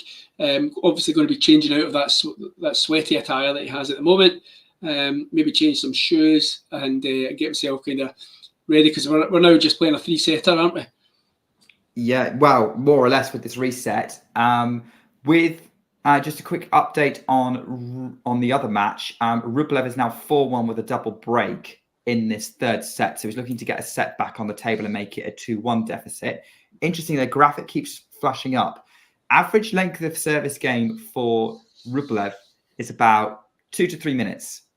Average length of service game for 7 to 8. For Dimitrov is 4 to 5 minutes. So it's interesting that Dimitrov has 2 sets to love up, but he's having a lot more trouble holding serve. And as been seen with him now going a double breakdown in the third. So, I just want to put that out there as this Rublev comeback might be on, potentially, if Dimitrov is going to have to really battle to get the job done. But that's the update there. There's a interesting question in the chat from Omar, by the way, asking if we think Ruud is going to win against Fritz, which I think is a timely question to look at, given it's now level to the set. I'm not watching the match, so I'll let you guys take that. Matt, do you want to jump in? I'm conscious I've been hogging the limelight, but I just sometimes kind of shut me up. So you take this one away, and then I'll chime in. I mean, I said at the start of the match that I thought Fritz was going to win in 4, and now he's just won that second set to level things up. I kind of think that I've got to back my original prediction and stick with that. I think Fritz is looking better in the match now, and he's had those break points. He hasn't necessarily taken as many as he would like to have taken, but he does have a bit. He seems a bit grounded, a bit more level in this match, and the arrows have gone down a bit. I don't know exactly the figures in the second set compared to the first, but it just seems as though Ruud is making more of those errors when Fritz was perhaps doing that in the first. So I'm going to go Fritz in 4. Yeah, I think. I couldn't agree more with Matt there. I mean, beforehand, I thought Fritz would win this pretty comfortably, if I'm being honest. I thought it was going to be a straight set for him. So when I jumped on, Nick, for context, I jumped on just when Casper Ruud broke serve, and then he went on to serve that one out. And at that point in time, I'm thinking, if Casper Ruud can win this, can get an early break in this second set, try and deflate the momentum that Fritz will be wanting to build, then 2 sets to love. I would be calling it for Casper Ruud at that point. I know Taylor Fritz came back against Zverev at Wimbledon for 2 sets down, but I just thought, no, not this time. But saying that, I called it 10 minutes before we had a break of serve there. I said that Taylor Fritz was just looking a little bit more like, he had a bit of swagger about him. He knew what he was doing. He'd got on top of the Casper Ruud game. I mean, interestingly enough, I was looking at the stats there. I mean, they played 122 points. Casper Ruud's won 64 of them. Compared to Taylor Fritz's 58. So, Casper Ruud has won 6 more points in this match, but he finds himself 1 set all, which is the beauty of tennis, the scoring system that they have. It's either what does Rob Koenig say? It's either the most genius or the most idiotic scoring system in sport. I can only see a Taylor Fritz victory from here. Casper Ruud, like I say, complaining about the sweat. I think he's going to be changing shoes. The shots that we're having are showing picture of some brand new sneaks. So yeah, I'm thinking it's going to be a Taylor Fritz, and I wouldn't be shocked if he did break quite early in this third set. Sorry.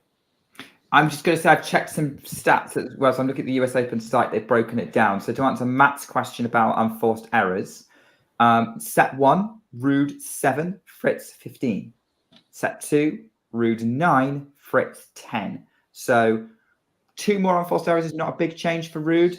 5 fewer unforced errors is a decent change for Fritz, and it's pretty evened out. Also with the points 1, I'll let you come in a sec, Matt. It's interesting, obviously, Ruud being 6 points up, or was it 3 points up? 6. 6, yeah. If you just look at set 2, Fritz won 3 more points in that set. So that kind of suggests that,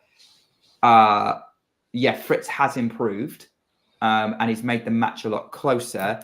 And maybe Ruud was a bit more comfortable in the first set. I didn't see the first set, so maybe people can confirm. But Matt, I heard you were going to try and make a point there.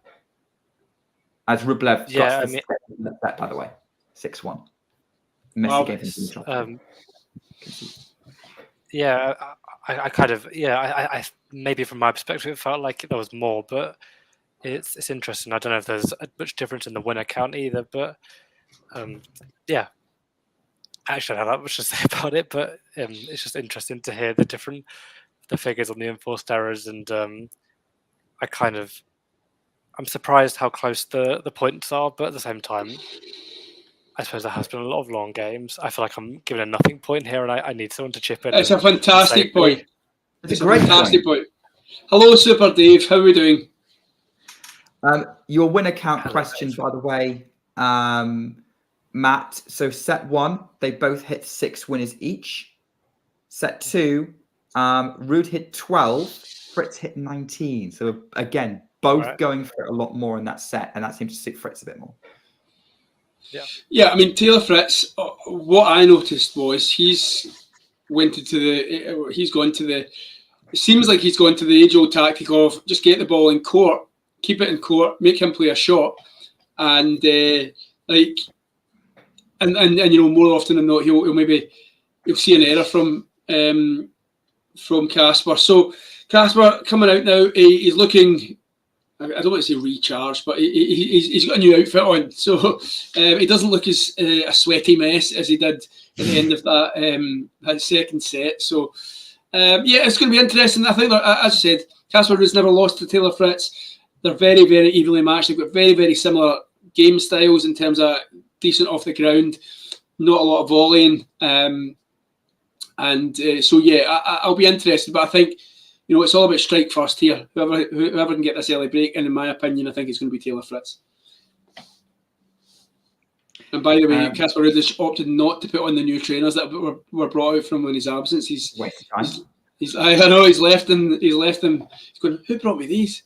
So he's sticking with the slippy sneaks. I'm looking at Omar's question, by the way. So I've had the fortunately, it's kind of on the screen for me, but with Rublev and Dimitrov as they're just starting their 4th set.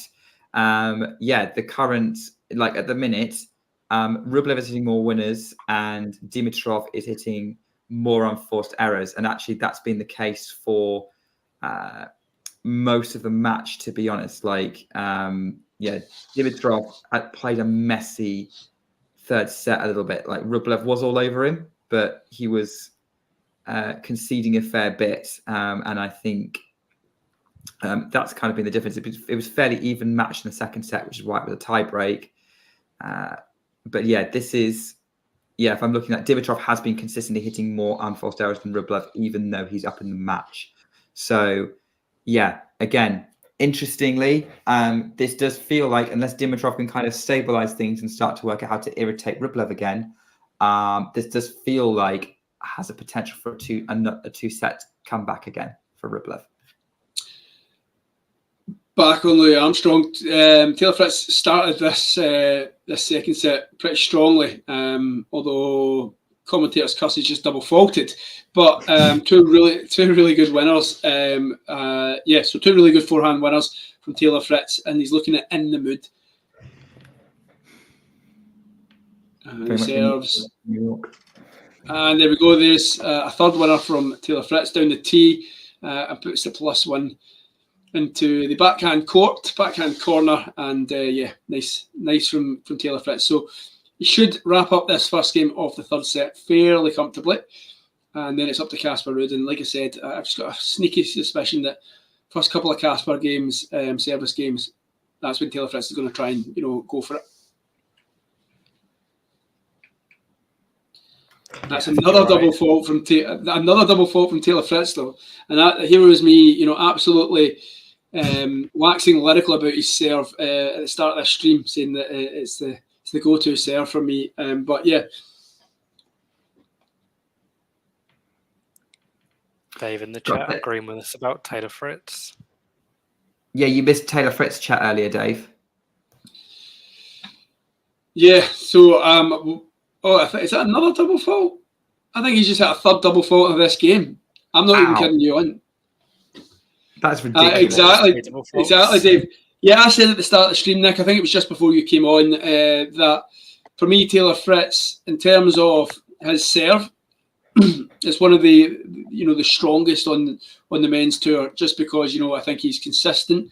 He finds his spots. He might not have the most powerful in terms of pace on it, but it seems to be that he prevents. He's got that knack of preventing his opponent to kind of turn the return into an aggressive move.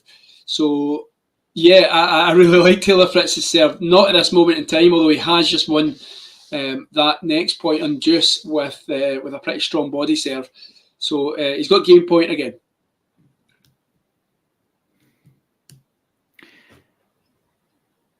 I think there's hope of things being a bit more competitive on Ash, but I think we're keeping an eye on Armstrong. I'll let you know whether my hope is justified. Ghost will be happy with the Rublev news that he's making a fight of it. Yes, although both guys have just held their serves fairly easily. So Dimitrov seems to have steadied the ship after basically hemorrhaging service games in the previous set. So that's the most straightforward service game I think he's had since the middle of set 2. Yeah. I'd be interested to know what activity Ghost has been up to. That people have to ask. Don't ask Ghost that because you might not like the answer. Oh yeah, it might get taken off YouTube. Okay, I take very good point, Nick. But I was just interested by it. Ghost, how are your glutes? Yeah, good point.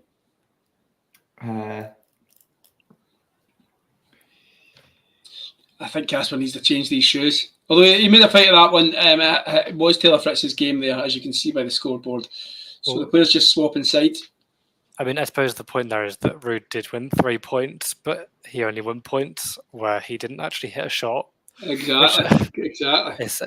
Whenever the ball actually got in play, it was Fritz who won the point. Yeah, definitely Taylor Fritz looking the stronger of the two players. When the players get at it and get into a battle and get into a rally, Taylor Fritz is coming out on top more often than not. I mean, it's still saying 6 points is the difference, which I can't really quite imagine. But I suppose that because the last game was so close. So we'll see at the end of this service game where we're at with that. I've got a question for you guys. Maybe again, start with Matt on it. Which of these guys do you think Zverev would prefer to play if he gets through this match with Nakashima? Good question. I mean, I don't really know what their individual head-to-heads are. The most recent match that sticks out is Wimbledon, where Fritz, I believe, beat Zverev from 2 sets down. I mean, Fritz is definitely more suited to the grass, I would say, than Zverev, so it is kind of a factor in that. But I think Zverev would rather play Ruud, I think. And I'm just basing it off the crowd element of it. I kind of think that in terms of level, they're kind of similar-ish game styles. But I think Zverev would react better when the crowd is a bit more in the middle rather than against him, and that's kind of my reasoning on it. But I would be intrigued to know their head-to-heads. But I do think that although he's the big favourite against Nakashima tonight, I do think that it's going to be tough and close. Nakashima's had some really good wins recently and is kind of the American that's really got under the radar. Yeah, I mean, I'll give you my answer. Just it's 15:30 on the Ruud served here. As I say, this match has totally changed in Taylor Fritz's direction. Although really good serve there by Casper Ruud, Taylor Fritz can only find the net. I think there's an interesting question that, I mean, and I like how Matt added that Zverev's still to get there, because Nakashima has been shocking people for 3 or 4 weeks now. No less in our chat. All I ever see is Nakashima and loads of explanation marks every morning. So yeah, you never know what else where this guy's ceiling is right now.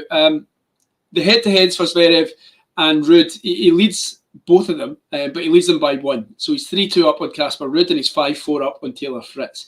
I think it's a good question, because I do think these tennis players remember matches and want revenge. I think I would, if I was a professional tennis player. I'd want to be getting my own back. As a football fan, whenever a team beat my team, I want to play that team the next week if I can, just to try and see if we can even the score a little bit. So it depends where for me, because 2 big losses for Zverev were Casper Ruud at the French, when the year that Casper Ruud, the second year that Casper Ruud got to, I think it was the quarter-final, might have been the semi-final. Can you remember which one it was? Which year? Sorry. I'll tell you now. Yeah, Ruud beat Zverev in the 2023 semi-finals, and then Zverev avenged it this year. Right. Okay. So Zverev's then got that revenge. For me, I think he's maybe past that. Okay, because but I think the fact that Taylor Fritz and that turnaround on the grass is so recent, I've got a feeling they might want these tennis players might want to say, okay, cool. Well, I'm going to go at your backyard and I'm going to beat you. So I suppose if you were to ask Zverev, he's probably going to be going, I'll just play whoever's in front of me, kind of thing. I take every match as it comes. The diplomatic answer, by the way, Taylor Fritz has broken serve. But I've got a feeling that if you were in the inner circles of his team, he's wanting Taylor Fritz in America to thrive off the atmosphere. He played Ben Shelton recently. He overturned a 1-set deficit in that one, and that Cincinnati crowd were well behind Ben Shelton. I watched the match. So I don't think he minds the crowd element. There'll be people supporting him as well, but they'll be heavily outnumbered. But yeah, I've got a feeling that that's the way these players think. Sometimes in terms of matchup, that, like Matt had said, they're very close for both players. Both Fritz and Ruud are very similar players. So yeah, I think he's going to go down the Taylor Fritz route just for a wee bit of personal revenge. I like Sean's comment saying that he also Zverev would prefer to play Fritz because he likes to sit back and absorb pace, which is an interesting point. I just want to say the wasn't just that Fritz has a breakup, but also Rublev has just come back from love 40 down to hold serve, and the point where he won it was he actually did. Grigor actually hit a tweener, which landed in, but then lost the point with a long backhand. So obviously the tweener's getting all the highlight reels, and it was is he going to get it? But no, it's he then messed up the next shot. So the slice didn't quite work. So Rublev survives from love 40 down in that service game, and that could be critical to his comeback hopes. Yeah, because surely for Dimitrov at this stage, it's to not stop the rot effectively, but change the momentum back towards him.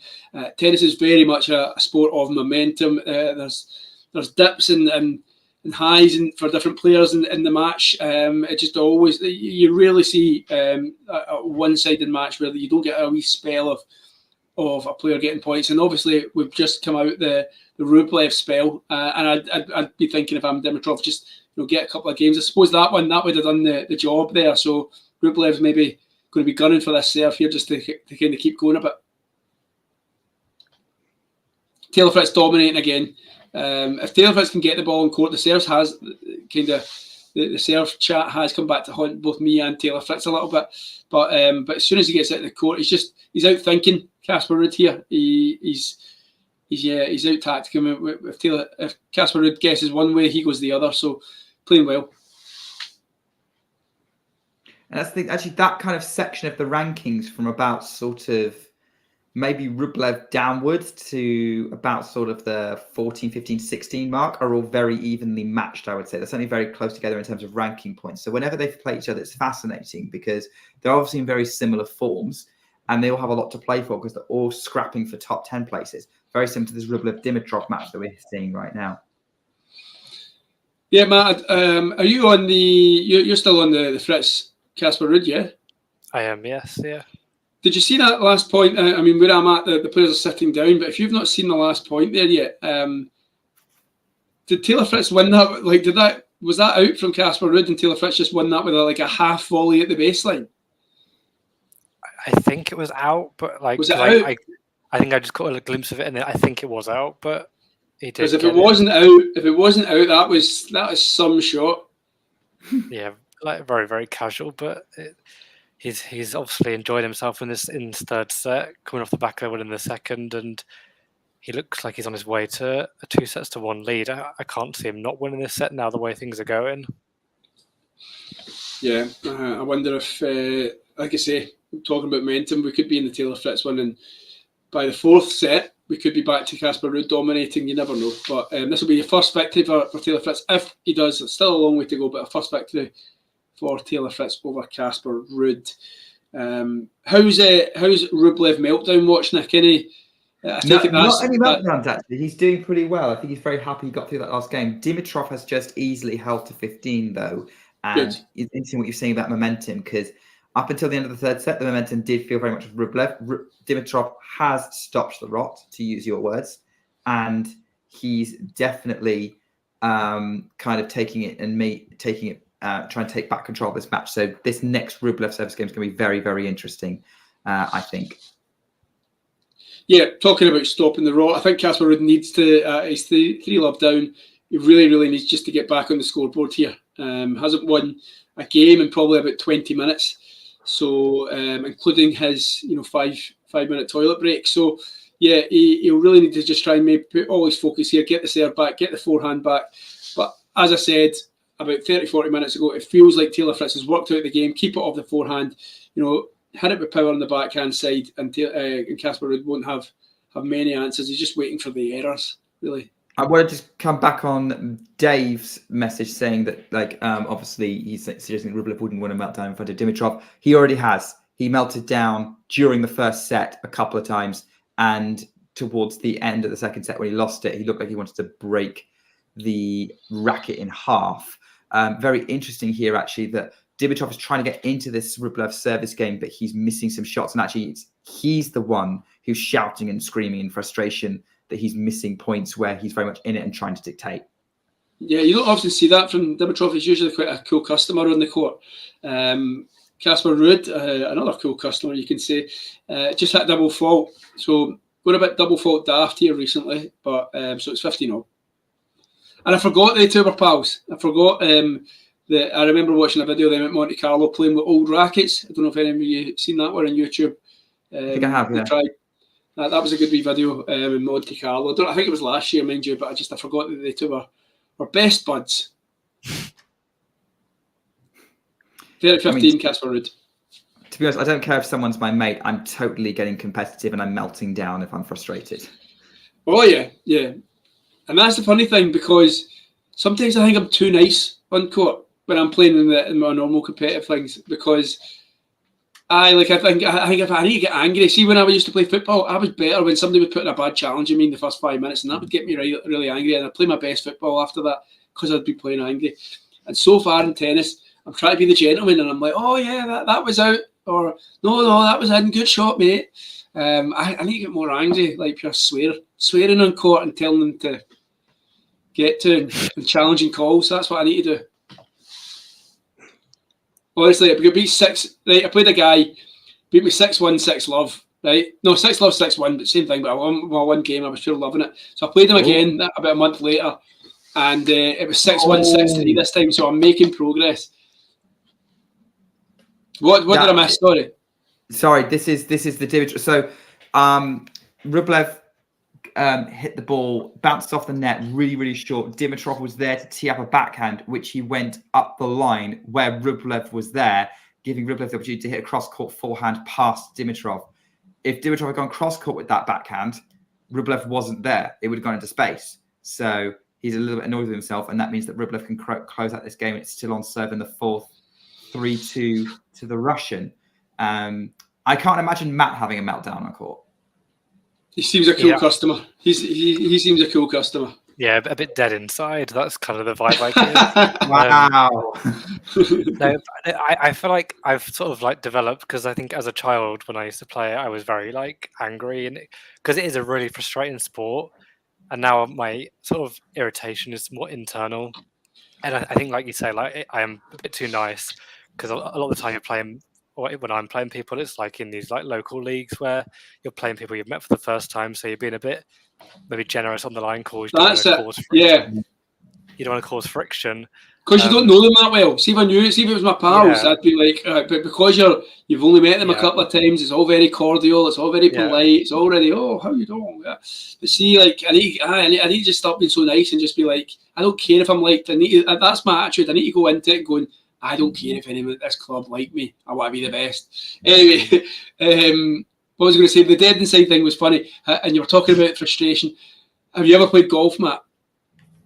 Not like other than the word crazy in front, then I've never played like long golf. I'm just crazy. Golf. Talking about frustration, golf is the infuriator.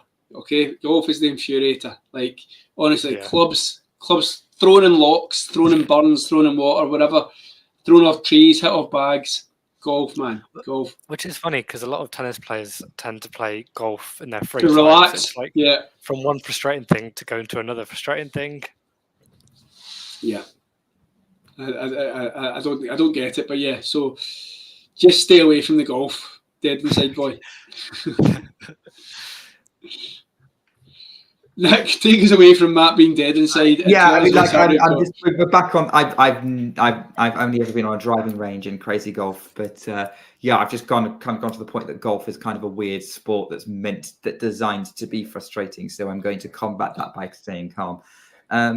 It's kind of early days. Or the Dimitrov just nested a forehand for love 15, so we can keep an eye on that. But do we have a potential break back for Ruud going on? No, I was just about to say they were at 30-all. I'm just a wee bit ahead of that scoreboard. But the clutch serving that Taylor Fritz hits, man, every time he's round about that 30-all mark, and there's just a sniff that Casper Ruud might get himself a break point, because then you're at anyone's game, aren't you? One mistake and your man breaks, but Taylor Fritz just takes that out of the equation completely with his serving. So he put an ace right down the tee, and he is just what a point this one is. Well, it's gone long now. Okay, Taylor Fritz came to the net. Casper Ruud tried to pass him. The volley was that stretch. It clipped the line. Casper Ruud made it, tried to go for the lob, but put the lob along. So Taylor Fritz holds there 4-1, but as I say, the standout thing for me was as soon as he was in any danger, he just pulled out the serves again. Yeah. I've got love 30 for Andrei Rublev on the Dimitrov serve. His return has gone long, so it's 15-30. But we're back to a battle on Dimitrov's serve. This is big moments for Andrei Rublev to try and get a break in this fourth. 2 hours 52 on the clock. Dimitrov, first serve is long, so we've got a second serve coming up. Sorry, Nick. When did Dimitrov break back then? Because I know that Rublev started. Did Rublev not start this set with a break? No, there's been no breaks this set. Right. Okay. Cool. Because I remember you going on Rublev is broken, but that must have been because the third set was so quick. It's just. Yeah. No. I think he had break points. Dimitrov had break points against Rublev, but he didn't. Cool. Third set was very quick. Dimitrov got to 30-all, so it might be okay, but we'll see. Here he's got a second serve, but the first serve is a little bit wild. My face looks terribly overexposed. I look like I'm standing at the sun. He's on holiday, mate. I know, but I don't know why. Like, I've got like the smallest little lamp in this room. Like, this is the size of the lamp. Oh, we can't see that, but that's the size of the lamp, and it's pure. Jump to a backhand slice into the net, and it's breakpoint Rublev. Grigor. Yeah, it's interesting. It's Grigor who is definitely like, he's not shouting or screaming or anything, but he is the one who's losing his cool a little bit more often. And he's and throughout this entire match, he's been the one who's been more likely to make mistakes. He's been going for everything. And that's no difference. He really goes for that stuff at the tee. It's an amazing return from Andrei Rublev. Now into a rally. Now Dimitrov is moving Rublev from side to side. That's a great get from Rublev. And Dimitrov to improvise that. It's not good enough. That was an amazing get from Rublev on the forehand to turn defense into attack. Gets Dimitrov off guard and he breaks. 4-2.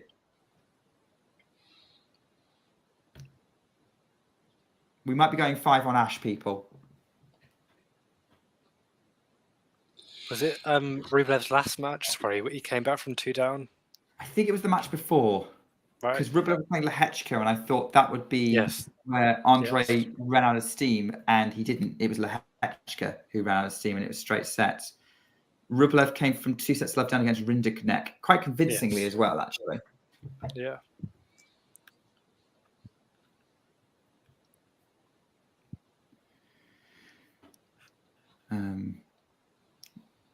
Yeah, so here we go. And this is an interesting one because obviously like this is a pretty big section here. But a pretty big section because if Rublev gets to Dimitrov, he's then potentially playing Tiafoe or Nakashima. No, not Nakashima, Poprin. Oh, sorry, yeah. Nakashima's against Zverev. Yeah. I mean, look, in an ideal world, if you're an American fan, you want Fritz beating Ruud, and then Nakashima beating Zverev, and Tiafoe beating Popper. Yeah. Because then you get an all-American quarterfinal between Fritz and Nakashima, and then ideally one of them playing Tiafoe in the semis, guaranteeing you an American man in there. But Tommy Paul in the top half as well. Get to send him, though. That could be a lot. And then Paul then pulls off an insane sequence of upsets, beating Sinner and Medvedev, and gets himself into the US Open final, makes it all-American. And then suddenly tennis really would be back alive in the States. And you've also got a Goff Pegula final as well. That would just be, they'd be loving life. Yeah, I think the last time we had an all-American US Open, actually the last time, 2002, the men's and women's singles were all American finals because it was Sampras Agassi for the last time and Serena Venus. Yeah, it feels a long way off, that does. It really does, yeah, because obviously you've still got someone like Andrei Rublev or Grigor Dimitrov still in the mix as well, let alone Yannick Sinner and Daniel Medvedev. Yeah, I mean, and Casper Ruud, we don't want to write off yet, do we? Not just yet. I think we're on our way to writing him off, though. He does look well behind in terms of quality right this very moment. You think that it's only a matter of time before Fritz might, just take this third set. Sorry, I'm in the middle of watching this rally. It's a tasty one. I think Taylor Fritz has just caught that line, has he? No, he hasn't. So Casper Ruud does hold serve, but yeah, he does seem like the inferior person on court right now. Yeah, it'll be interesting to see if, because I do think Fritz has got this set. I can't see Fritz losing this set, but it's whether Ruud can find something that swings the momentum back in his way for the fourth, because obviously he's had the more time on court, considering he came back from 2 sets down against Shang in the last round, so he might be feeling it. Fair enough. I forgot that's a good point. That is a very good point. I mean, I think the last 3 sets were fairly swift, though, but it is a good point, though. You still got to play 7-8 games of tennis, which can take you about 20 minutes. And to that end, I'm going to maybe hang about until the end of this third set, guys. I did say to John I'd be here till about 8:30, so yeah, just to flag that to you guys. Cool. So I can say to the end, it's all good. Nice one, Nick. Nick. When are you guys doing the 2 big shows? Are you doing one again in the middle, like the WTA? I know you Mario does the the ATP. But are you guys doing one in the middle of the slam, or? No, we don't do one in the middle of slams. We only do wrap up shows for after the whole thing. We did experiment with that when we first launched it, but there wasn't as much to talk about. Yeah. Because we're on the streams going on, talking about it. What's Dave saying? In my opinion, Dimitrov has been better in the last year because he's choosing to hit topspin drive backhand, whereas most of the time he's now happy to slice on more challenging balls. Nick, do you want to take that one? You've been watching this game. Does Dave make a good point? Doing that, it's very similar to sort of the improvement Federer made in the back end of his career as well, continuing the baby fed allegations. But I think he's definitely been doing that. He's definitely been aggressive from both wings, and it's one of the reasons why this is competitive. That's for sure, because he's able to kind of go toe to toe with Rublev. But obviously, you're saying shot selection is improved. He still needs to pull it off, and that's the thing, is that Dimitrov is still missing a little bit too much for his strategy to be super effective. He's going to serve this game out to love, and he's going to really regret this that loose service game. Obviously, Rublev served for set 2, and Dimitrov broke back. He's going to want to repeat here because it's 5-3 now. Rublev is serving for the 4th.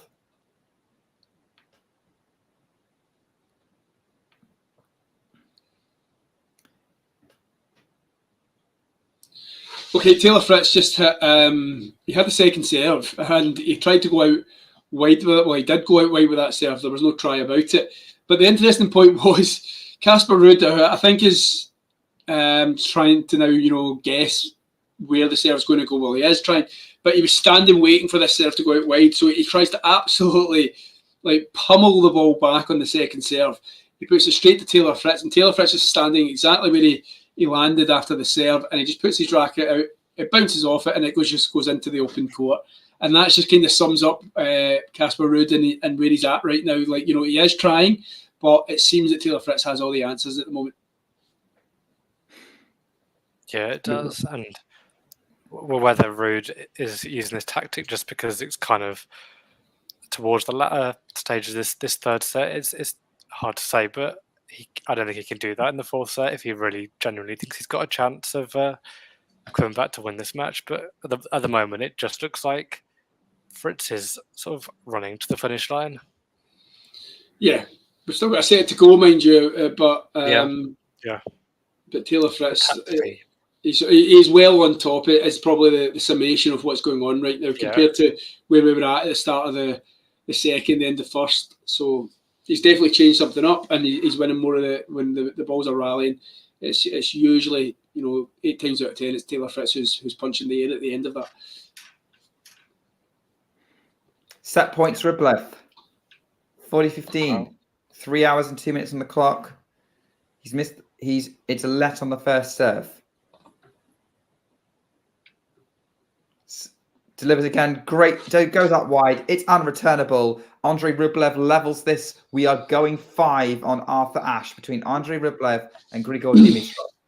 It's been a pretty quick match, though, mind you. It's bang on 3 hours for going into the 5th set. And I know what I'm saying is a bit of an oxymoron, but you know what I'm saying? 3 hours for 4 sets of tennis.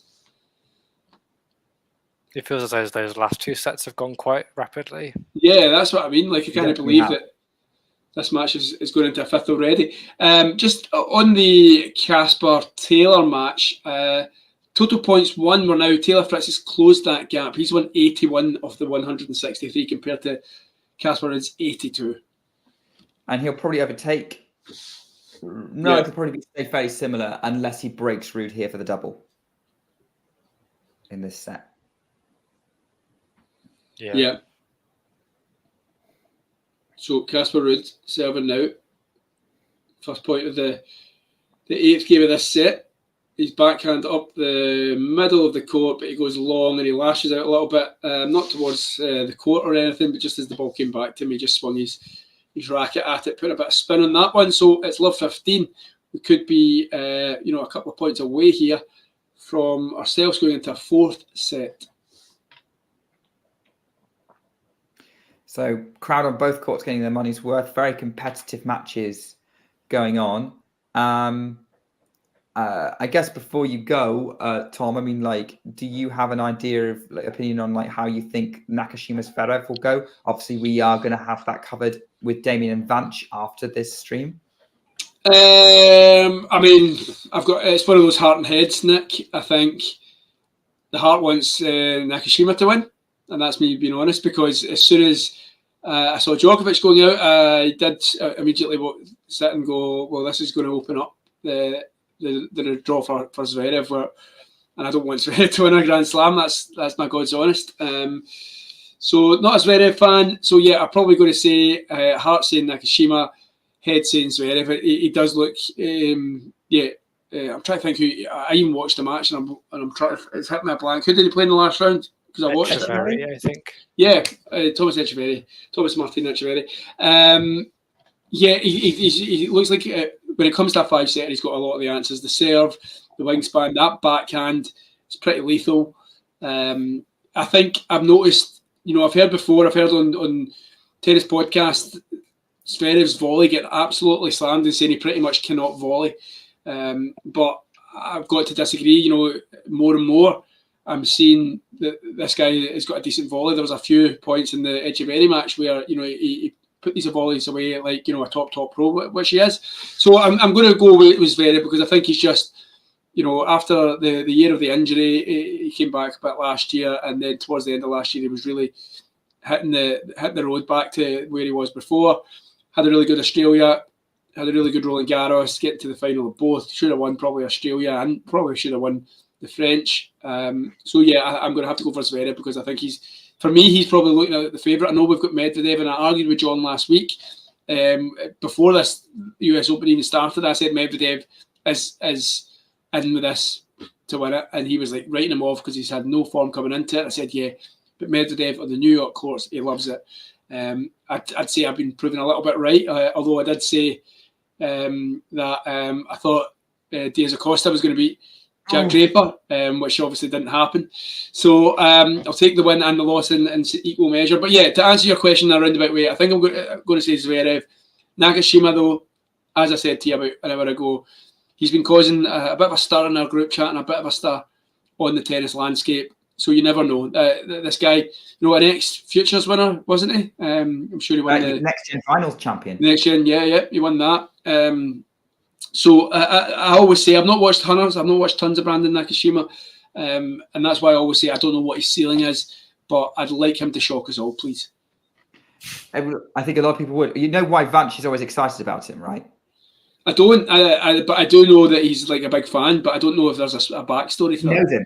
Like, so Vanch knows Brandon Nakashima from covering tennis, or did they go to college, school together, or? So they were both on the juniors circuit around the same time. I think Vanch was a little bit older than Brandon, but kind of, knew the guy from being sort of one of the older kids, like show the younger guy the ropes, that kind of thing. And I think they're from a sort of same area as well. Brilliant. So, yeah. yeah. We know who to ask if we want an exclusive interview when he becomes a Grand Slam champion. Yeah, I think we always had this. What was it? Who was the guy who Murray played a couple of years back and took a set off him? An American guy. Nava, maybe. Emilio Nava. Vanch actually played him in juniors. Wow. Well, do we know how it went? I think they split sets, but Nava won. Nice. So Vanch could take a set off Andy Murray. Possibly. Don't know when the last time he played that level of tennis was, but sure. Never know. By the way, Dimitrov opening his trying to get through this opening service game, a bit of a battle again. Rublev there was one point where Rublev actually slid running for a drop shot and slipped and fell backwards, and the ball ends up in the net. But he's fine. Good. Well, set point number 2 for Taylor Fritz here. Surely going to wrap up this set now as the camera hits to the shot clock. Serves down the tee, serves an ace. There's that serving again. He's turned this match around. Taylor Fritz 2-1. Matt, any way back for Casper Ruud? Not if it carries on this way. I think Ruud has got a really switch something up tactically, and because the way this is going, this is just playing into Fritz's hands. His serve is firing. I think Ruud's serve has gone down a bit in terms of its effectiveness, and also he's hit a few double faults in this set, so it's a big moment. So I think Ruud needs to tactically either or just lift his game up to what it was in the first set, because it's not looking good. Yeah, although Casper is still leading the point tally, interestingly enough, 88 to 86. I don't know why I'm fascinated by the point tally. I just love looking at the point tallies in tennis matches, because it's like, if you're winning the most points, you should be winning the match. And as proven at this very moment, that doesn't always happen. So it's all about taking the big points when they come up. Nick, it's been an absolute pleasure to again be on a stream with you, fella. Let's do it again very, very soon. I am conscious that I've not been doing as many recently, so life is settling down a little bit now, though, so I will be back on very soon. Matt, I am going to 100% remember you for next time, so don't let me come onto this and say that I've never done a stream with you before, because that's now 2. But anyway, good to see you guys. Enjoy the rest of the night, and we'll speak again soon. Catch you later. Cheers. Bye-bye. Matt, do you want the serve percentages for Ruud and Fritz? Yes, go for it. Go on. Okay, so I'm going with win percentage. Mm-hmm. So first serve. So this is total match. 86% Ruud, 81% Fritz. Win percentage on second serve, 45% Ruud, 54% Fritz. Now, if you break it down set by set, set 1, Ruud, win percent 88 on first serve, 78 on second. Fritz, 79% first serve, 45 second. Ruud, and then set 2. Let's just focus on Ruud. I think that's probably the most thing. Ruud, win percentage on first serve, 83. Second serve, 29. That was in set 2. Yeah. Set 3, it got better. 90% win rate on his first serve. Actually better than Fritz's 79 this set, but still 42 on the second set serve in terms of win percentage. So, there's no doubt Fritz is playing better according to the stats, but maybe also, I don't know, was Ruud serving a bit differently in set 1? Yeah, it's interesting hearing those stats, because, like, I suppose watching the match doesn't necessarily feel like that, but the stats are the stats, and that's the way it is. It just feels, maybe it's the moments where these double faults are coming out and these aces are for Fritz. I mean, like Tom was saying, the Fritz seemed to get himself out of a lot of games with his serve and either aces or unreturned serves, and whereas Ruud seemed to do some quite untimely double faults. Hit 3 in that fourth set. I mean, so did Fritz, but I think Fritz's 3 double faults came in that first game, so it's kind of all in a cluster. But yeah, it's the first serve percentage for Ruud in that third set is actually his best set, I think. So I think it's just the fact that he didn't anyway. Yeah, I mean, he just didn't get many first serves in at 45%. So it's interesting. Obviously, Ruud is now serving first in this set. He has lost the first point, but it's a lovely drop shot there to level things up at 15-all. Okay, so this that's super competitive. As Dimitrov hits a very dangerous overhead, like almost overhits it, but it finds the corner, and it's 40-30 on this first Rublev serve of this 5th set. Do you still want to keep an eye on this 5th set of Rublev Dimitrov, or do you want me to join you on Armstrong? Well, if you're happy to do that, I think it'd be cool to get a bit of an insight into both matches. Obviously, both have gone pretty deep, so. By the way, there was a question. There was a comment earlier from Dave that I wanted to get your thoughts on, because you're watching the Ruud match. Dave saying Ruud is a right-handed Rafa light minus the insane fighting spirit. Thoughts, Matt? I mean, yeah, I think it's obviously not the same in terms of their achievements, but I think it's kind of unsurprising that Ruud has some elements that are not necessarily copying, but he's obviously took inspiration from Nadal, having trained at his academy, Nadal being his idol as well. So yeah, I can see there's like certain smaller aspects. Obviously, they're both favorite surfaces, the clay, but I think the emphasis would be on the word light rather than liken to each other. But yeah,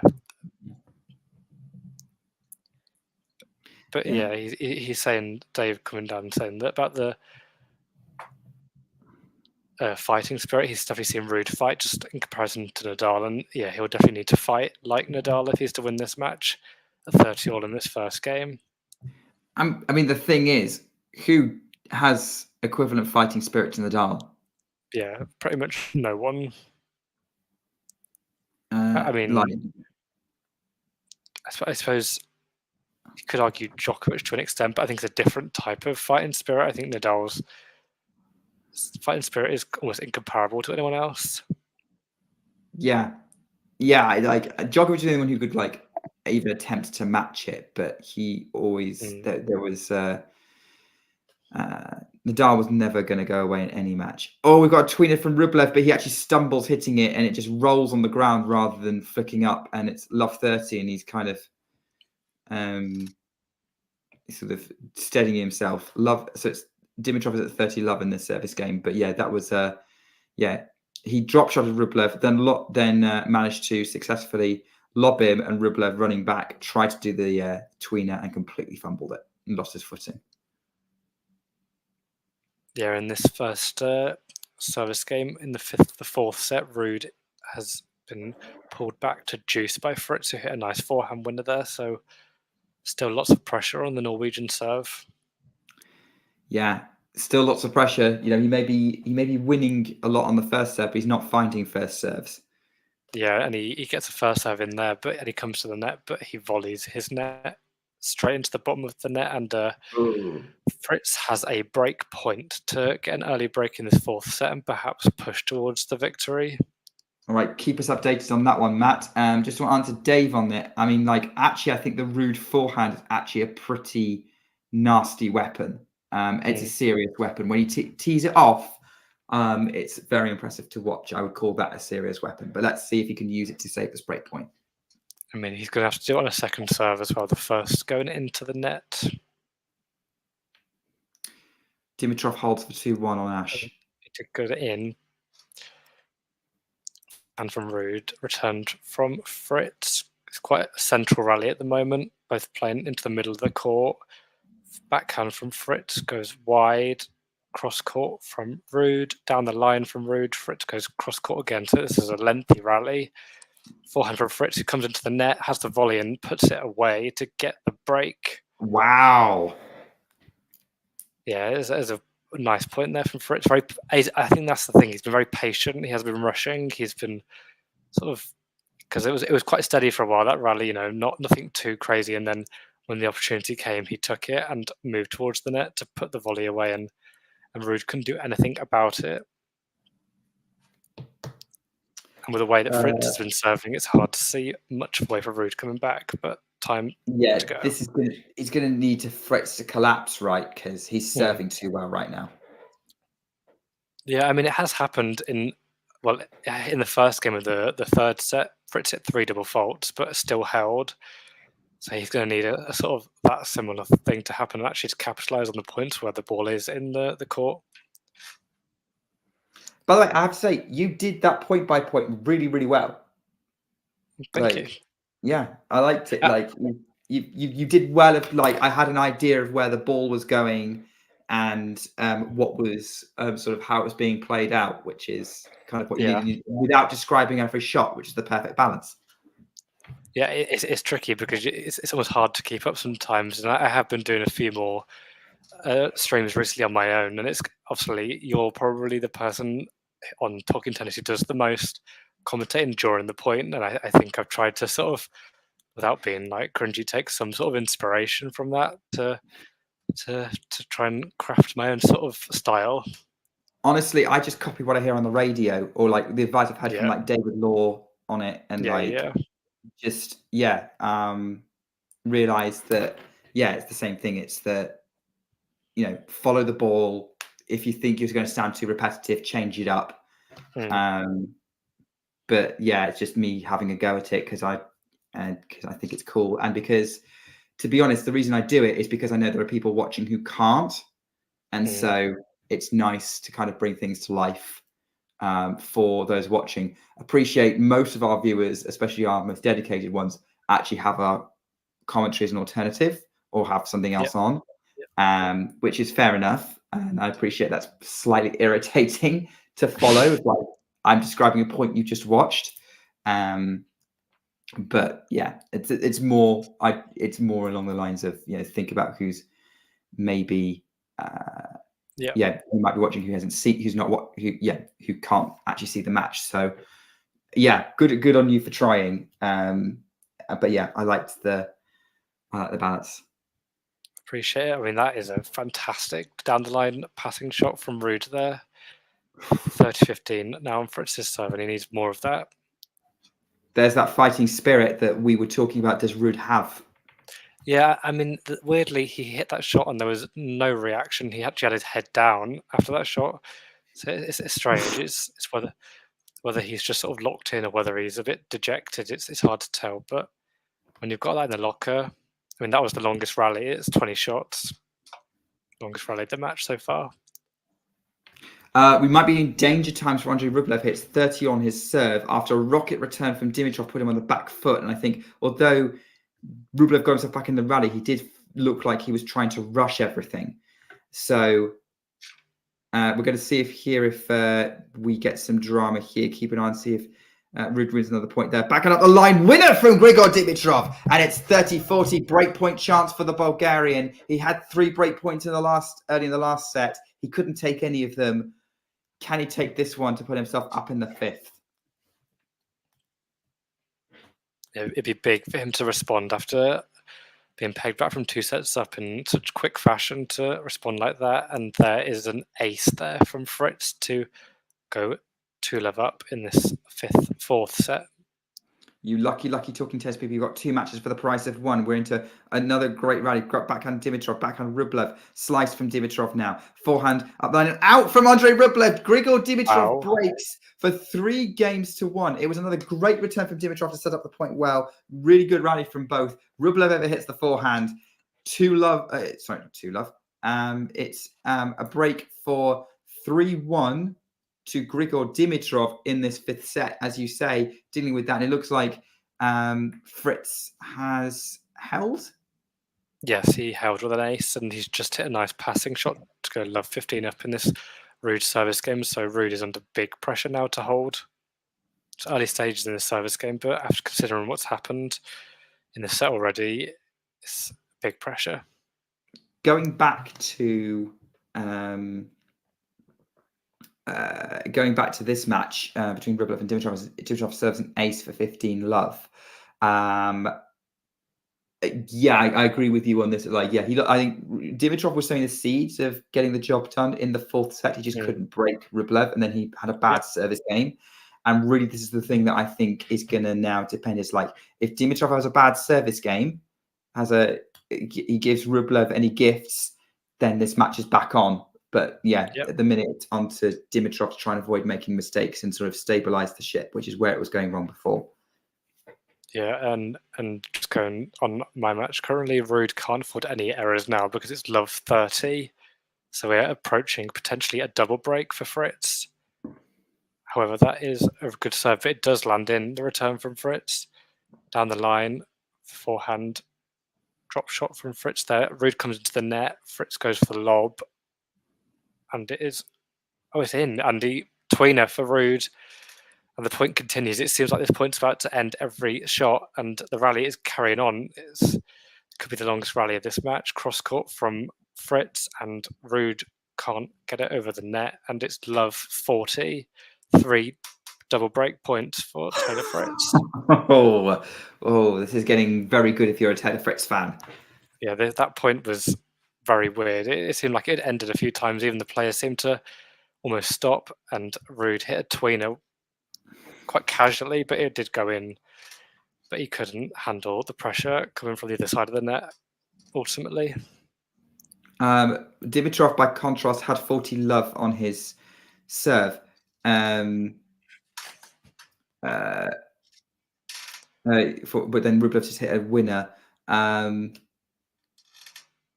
Dave, yeah, I've heard Matthew's play-by-play, and yeah, he's really, really good. Yeah, he's proper. He's proper skilled with that ace from Dimitrov to close that out. Have we got a break of serve yet for Fritz? Or has the point not even started yet? Yeah, it's 15-4. So Ruud hit an ace, and now he's come to the net, and he puts that away. So he saved 2 break points, 2 big potential double break points. So 1 more potentially for Ruud to save. And By the way, Dave, sorry, I Go on. didn't realize you were still talking. Carry on. There you go. I was going to say, by the way, Dave, I like your question. We'll deal with it after this game that Matt's covering.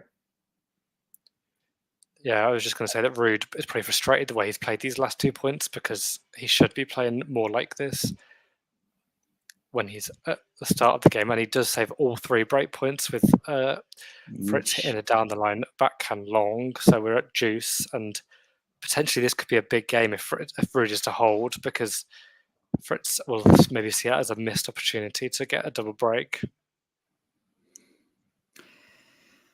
And obviously, we saw Rublev was very frustrated. He didn't get a double break. I think it was I was one of the sets. I think it was the third, which he ended up dominating anyway. I think Fritz will deal with it probably a little bit better if he doesn't, because he's probably pretty confident in his own serve right now. Yeah, I mean, his serve has been almost untouched in the last couple of sets, and it's a first serve for Ruud, who just wide. Goes for the second serve now on a big point at juice in the 4th set, and oh dear, it's a double fault for Ruud. After all that work to save those 3 break points, he double faults to give Fritz another break point. That's nothing worse. Like, yes, I've got it. Oh, never mind. I'll do it again. Yeah, I'm glad I'm a neutral in this situation, because I'd be very frustrated if I was like fully rooting for Ruud, as much as I do like him as a person and as a player. Rublev's starting to boil again. He's hit his first serve was way long, and he's dumped a forehand into the net in the following rally, love 15. He's just moving very quickly into the next point. Second serve for Ruud on this break point. Oh no, he's hit back-to-back double faults to gift Fritz a double break after saving 3 break points, and to do that, must be so frustrating. And I just, after the manner of that, I can't see Ruud coming back. It's 3-love Fritz in this 4th set. Rublev has hit 2 forehand, obviously brutal forehands to get the next couple of points. So he's channeling his frustration well at the minute, but he's clearly frustrated for 30-15. So do you want to have a crack at Dave's question here, Matt, about big servers? Do big servers get less effective the longer a match goes? The server gets fatigued and the returner gets used to the server. Is it better to have the serve or a forehand as a major, or as a weapon to the majors? I actually think the serve can become more effective. I think because obviously the points become shorter as the match goes on longer. You want those shorter points. I know what you mean by fatigued, so the serves aren't maybe as powerful, maybe mentally fatigued. They're not getting them the right placement, but I just think the reason why you've got like players like John Isner's, Zverev. I mean, I know Isner's retired now, but they could always kind of rely on their serve to take them to tie breaks, and even when the matches were going long, and I mean, you had the longest match ever between Isner and Mahut. It was the serve that kept them going until eventually there was a break. So yeah, I actually think the serves, if you've got a big serve, it's a big benefit in long matches. I don't know about you. Yeah, that was going to be my answer too, to be honest. Yeah, I'm glad you agree. Sometimes it's hard on these technical questions, as obviously I'm not a player and I don't have a massive serve. It's kind of hard to know, but I think the shorter the points are, and the weapons you have to cut those points. I mean, if you've got a good serve and a good forehand like Fritz, then you're on to a winner. Speaking of winner, that was a lightning quick winner from Andrei Rublev. After trading cross-court with Dimitrov with some absolute ferocious hitting from both, Rublev just flipped the forehand inside in for a win. It's love 15. So Dimitrov is got a tougher service game ahead, potentially. I think Rublev is coming for him here. Cross-court from Dimitrov, forcing Rublev to slice. Dimitrov goes on the attack with the inside out forehand, and Rublev nets 15 all. Yeah, I feel like Rublev is not going down without a fight here now. He's channeling everything correctly. Yeah, I mean, I suppose when you come back from 2 sets down, you don't want to just give it up without anything. But Dave talking about Zverev in 5 sets, and I think Zverev in 5 sets in the biggest matches has definitely been a factor. But I think that might be in somewhat more of a baggage thing, and sort of previous matches have played into that. Yeah, look at how he beat Klein at the Australian Open this year, and Norrie. Yeah. Dimitrov nets 15-30 for Rublev. I mean, that is as comfortable as a service game as you like for Fritz. Hold to love, finish with an ace, and 4-love up in this 4th set. It's all running away from Ruud, isn't it? Yeah, it really is. I mean, had he have held in that last game, then maybe we could talk about a different match. But the way he lost that game with 2 double faults, I think it's inevitability now that Fritz wins, and that might come back to bite me. But I'm willing to stand with it at the moment. I'm now wondering which of our 2 matches are going to finish first. Yeah, good question. I'm actually going to go with my match. Just what you're saying about Rublev fighting, I think Rublev seems to have more of a fighting spirit than Ruud at the moment. You know, that is a nice volley from Ruud. 15-40 break back points for Rublev. I think you might be right. Wow.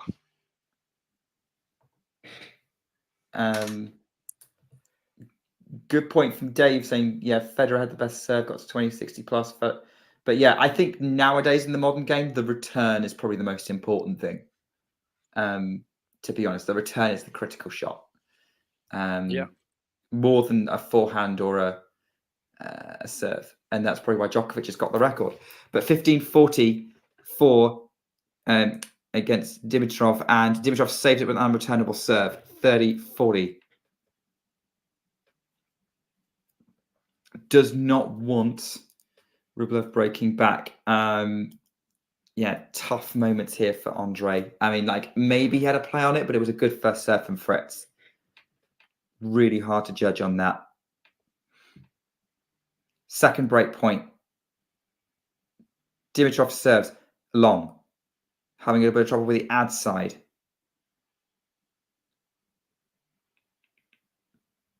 Second serve. Out wide. Backhand. Rublev into the net. 2 break points saved by Dimitrov.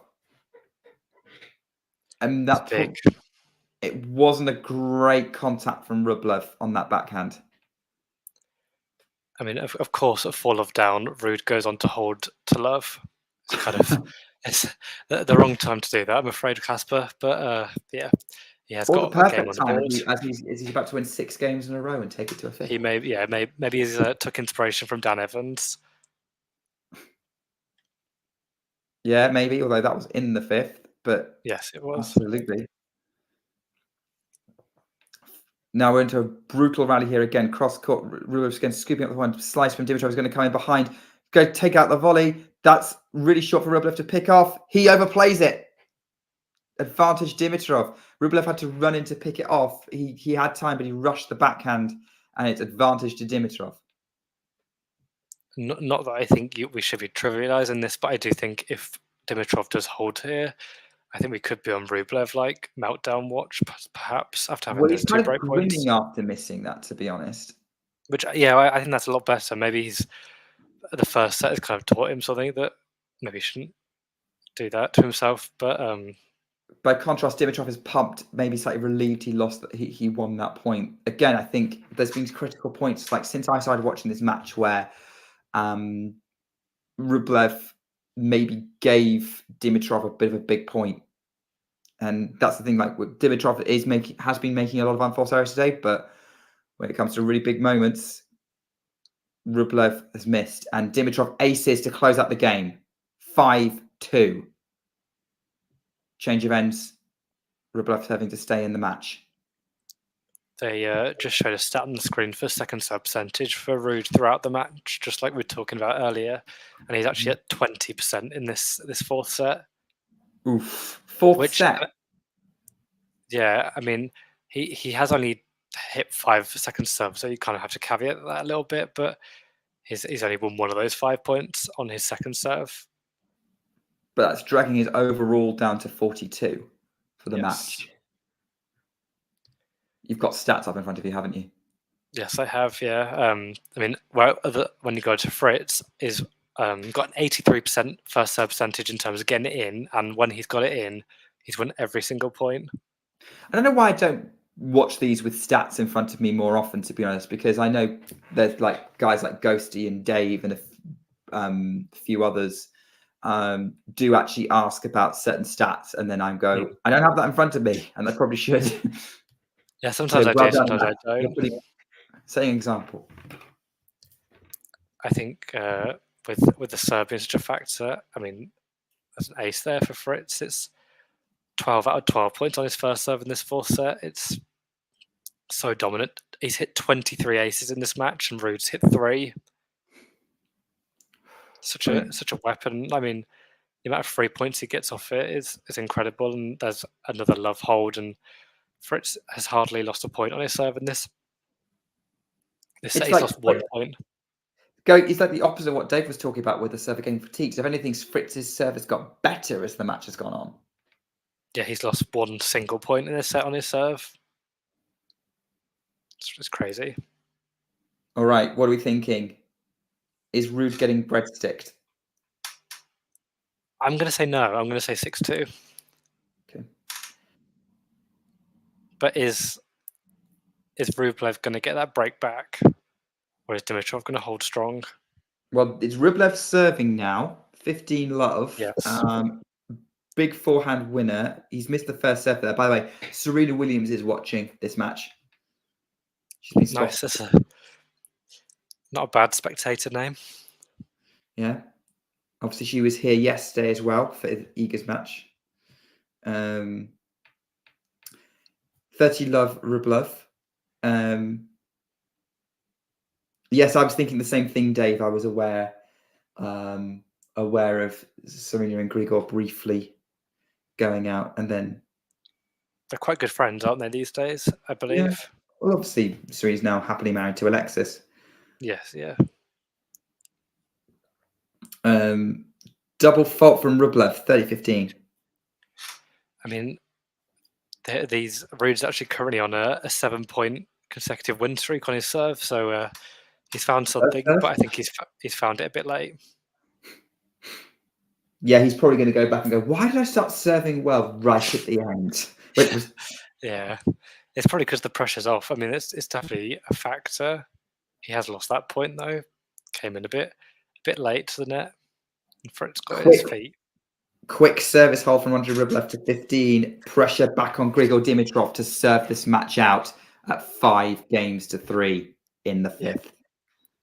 Big pressure. And we've all got a queue of kids with balls ready to be signed, forming.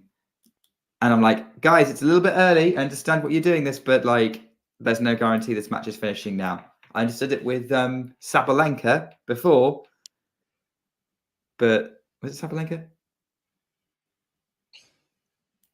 But yeah, not here. It's too close. Rublev frustrated himself for missing that return, and he's on his knee, sort of tapped his racket on the ground. Frustrated he didn't get the contact he wanted on that return off a first serve from Dimitrov, 15 love. Maybe you will get there first because obviously your game is currently in progress while I'm at a change of ends at 5-2 before Fritz serves for the match. Here we go. Let's see what happens. Inside up fine from Dimitrov. Backhand cross court from Ruud. They're going cross court to cross court right now. And Rublev nets the backhand. Cross court. It's 30 love. Dimitrov 2 points away from a place in the US Open quarterfinals for the second time in his career. Obviously, last time he was here, 5 years ago, he beat Roger Federer in the quarterfinals. What was Federer's last US Open, as it turned out. Huge serve from Dimitrov. Somehow Rublev gets it back in. Dimitrov finishes with an excellent +1 winner. 40 love, 3 match points. So far, exactly the kind of service game you want to serve out a match from Grigor Dimitrov. What does the Bulgarian have here? To knock out Andrei Rublev at the US Open, which is no mean feat. He's a tough cookie in New York. First serve is good from Dimitrov. The return from Rublev just finds the baseline. Backhand cross-court from Rublev. Slice from Dimitrov. Forehand, Rublev inside out. Backhand cross-court by Dimitrov. Rublev's going to change direction, but the forehand up the line. Now it goes again, moving Dimitrov around. Dimitrov comes slice. Rublev's going to come in behind. He puts it in the net. And Grigor Dimitrov is relieved that he won the point. That's typical of some of the points he's won today. But he is through in 5 sets against Andrei Rublev. Scores 6-3, 7-6, 1-6, 3-6, 6-3. No, I think I've got that wrong. I think it was a 6-4 first set. But yeah, doesn't matter. Dimitrov is through. Serena's cheering for him. And yeah, what a result for Grigor Dimitrov. He is through. Yeah, I think I obviously didn't watch loads of that match, but I think it's more impressive that he won having been pegged back from 2 sets up. I think it's more impressive than him just winning it in straight sets to recompose against a firing Rublev and to take that 5th. So it's good signs for Dimitrov. All right, I'm going to join you on Louis Armstrong to see if Fritz can close this match out here. Yes, he's 2 points away from taking that victory at 30-15. He has actually lost. It's gone. He has actually lost his first point on first serve in this game, but still very strong on serve. And it's now 40-15 and 2 match points to Taylor Fritz. Some nerves would be understandable at this point from Fritz. Yeah, I mean, he's confident. Yeah, he reached his first quarterfinal at the US Open last year, and he's looking to go back to back. However, last year I think he played Djokovic. This year, he could be maybe for more of an opportunistic quarterfinal, perhaps. It'd be Nakashima or Zverev. Yeah, and there's an ace. It's his 24th ace, I believe, and he's a big scream from the American number 1 as he takes the victory and beats Casper Ruud quite comfortably after losing that first set. And he was by far the better player and moves on to the quarterfinals. And he's surpassed his seeded expectations, I suppose. Yeah. I mean, look, we talked a lot on the stream about how Ruud was maybe coming up short in certain areas, but from the way you've been describing things sort of very well, it has to sound like also Taylor Fritz played the best he could possibly play, right? Yeah, I think he didn't even play badly in that first set. I think he just wasn't necessarily utilising his weapons to the full capacity. And after that first set, I mean, Ruud's level did drop slightly and his serve wasn't as effective, but Fritz's serve and his forehand just came into an element of their own, and he was really just using it to his strengths. He was manipulating Ruud around the court the correct way, and I think that'll be big for him to get his first victory over Ruud. Obviously, he lost the previous 2, and he's won their first meeting on an outdoor hard court, especially in front of his home Grand Slam crowd. And he'll probably have a match on Arthur Ashe now, possibly against a compatriot in Nakashima, but he'd have to pull off a big shock against Zverev later this evening. I mean, that would be huge if it was an All-American. That would probably be night session if it was Fritz Nakashima. Yeah, you'd think so. I think, obviously, I think Nakashima's beat Fritz recently as well, potentially. I mean, I know he beat 2 Americans in the North American hardcourt swing, and I think Tommy Paul was definitely one of them, and I feel like Fritz could have been the other. I'm just going to have a quick look. I think it was definitely Tommy Paul. I wasn't sure about Fritz. Yeah, he beat Fritz in Cincinnati in 3 sets. By the way, but that win has kind of helped Fritz in his quest to maintain his status as the US number 1. The only way now that he could probably lose, that should be fairly secure, unless Tommy Paul upsets Jannik Sinner. Yeah, obviously Ben Shelton's lost a significant amount of points as he was a semi-finalist last year. I don't know. Nakashima's obviously not going to be testing Paul for American number one, but he might be making a nice jump up the rankings this tournament. Yeah. Well, live ranked, Fritz is ahead of Paul now because of that win. Yeah. Paul can only now move back ahead of him if he beats Sinner. Obviously, Francis is still in the mix, and if he somehow won the US Open, that just changes everything. But be a big shock. It would be a moment, that's for sure. But yeah, Taylor Fritz looking very, very good at the minute. I think Brandon Nakashima. Yeah, no, Fritz. Yeah, even if Brandon Nakashima won the US Open, he couldn't overtake Taylor Fritz in the rankings. I don't think it's too big a gap at the moment, but he's definitely going to be pushing the top 20. I think over the next months, maybe even this tournament. Well, look, he's top 40 already. If he beats Zverev, he's looking at knocking on the door of top 30, and then it's just let's see where it goes from then.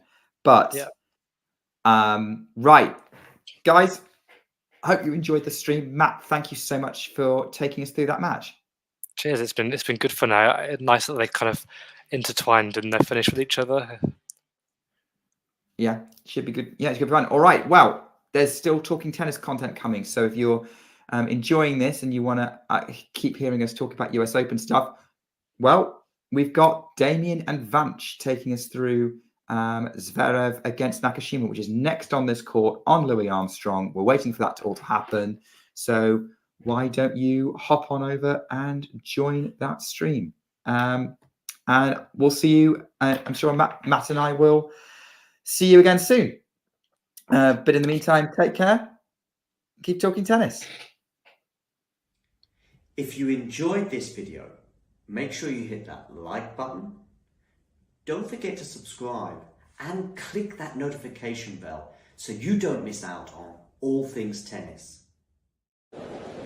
Ready? Play. My name is Clara Towson and I'm a friend of the show. Boom.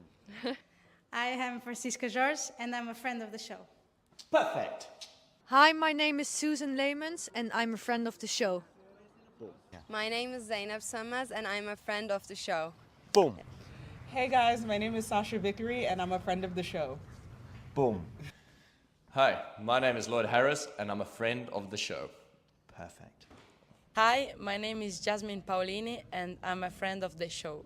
Wow, Jasmine, you got it in one time.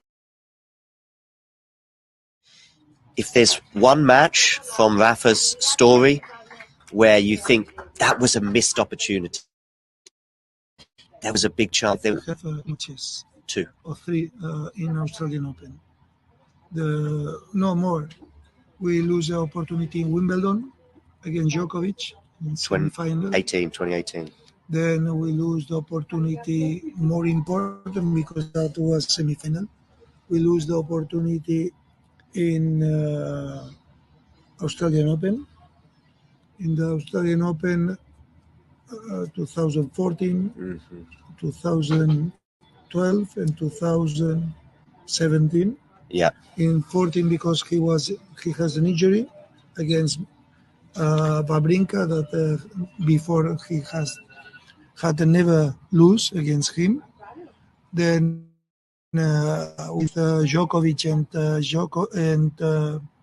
Federer, he had breakup in the 5th. Yeah. And 40-30 or 30-50. I don't remember well. It was a ball very close, goes up. But this is what happened. There was in Roland Garros 2009. Of course, he I am sure that he won. He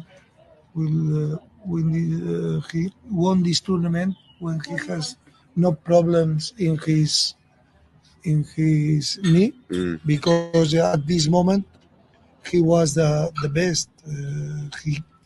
He won Australian Open, then he won the tournaments on clay and he arrived with problems in Roland Garros. For this reason, in my opinion, he loses.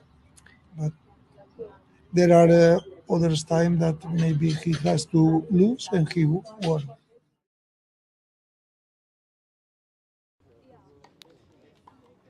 Here we are for this very special encounter at the Bonn Open between Jeffrey Blancano against Damir the Demon Jumur. He's very much demonized thus far, showing a bit of frustration after losing the first set. Anyway, the Frenchman to serve 15-30. Bit of pressure on that Frenchman's shoulders, like a couple of baguettes weighing over him. Needs to take some time. No hurry, he says, at 15-30. He's up a set, 2-all here. What are you gonna do? You're gonna go there down the middle, and that is a shank. One that even Stefanos Tsitsipas would be proud of.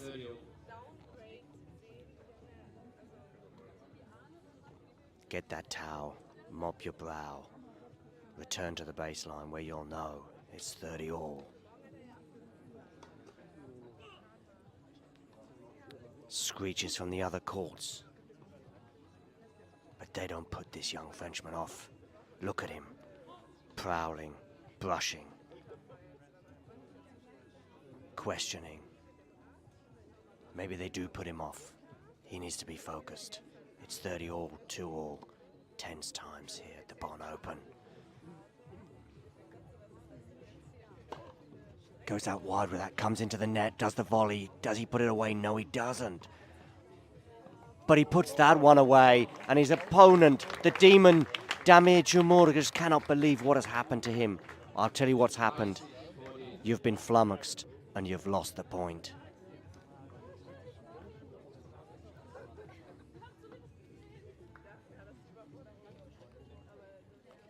We would take another look at it if we had a replay, but we don't. But who knows? You don't even need a replay. It's in our heads. Okay.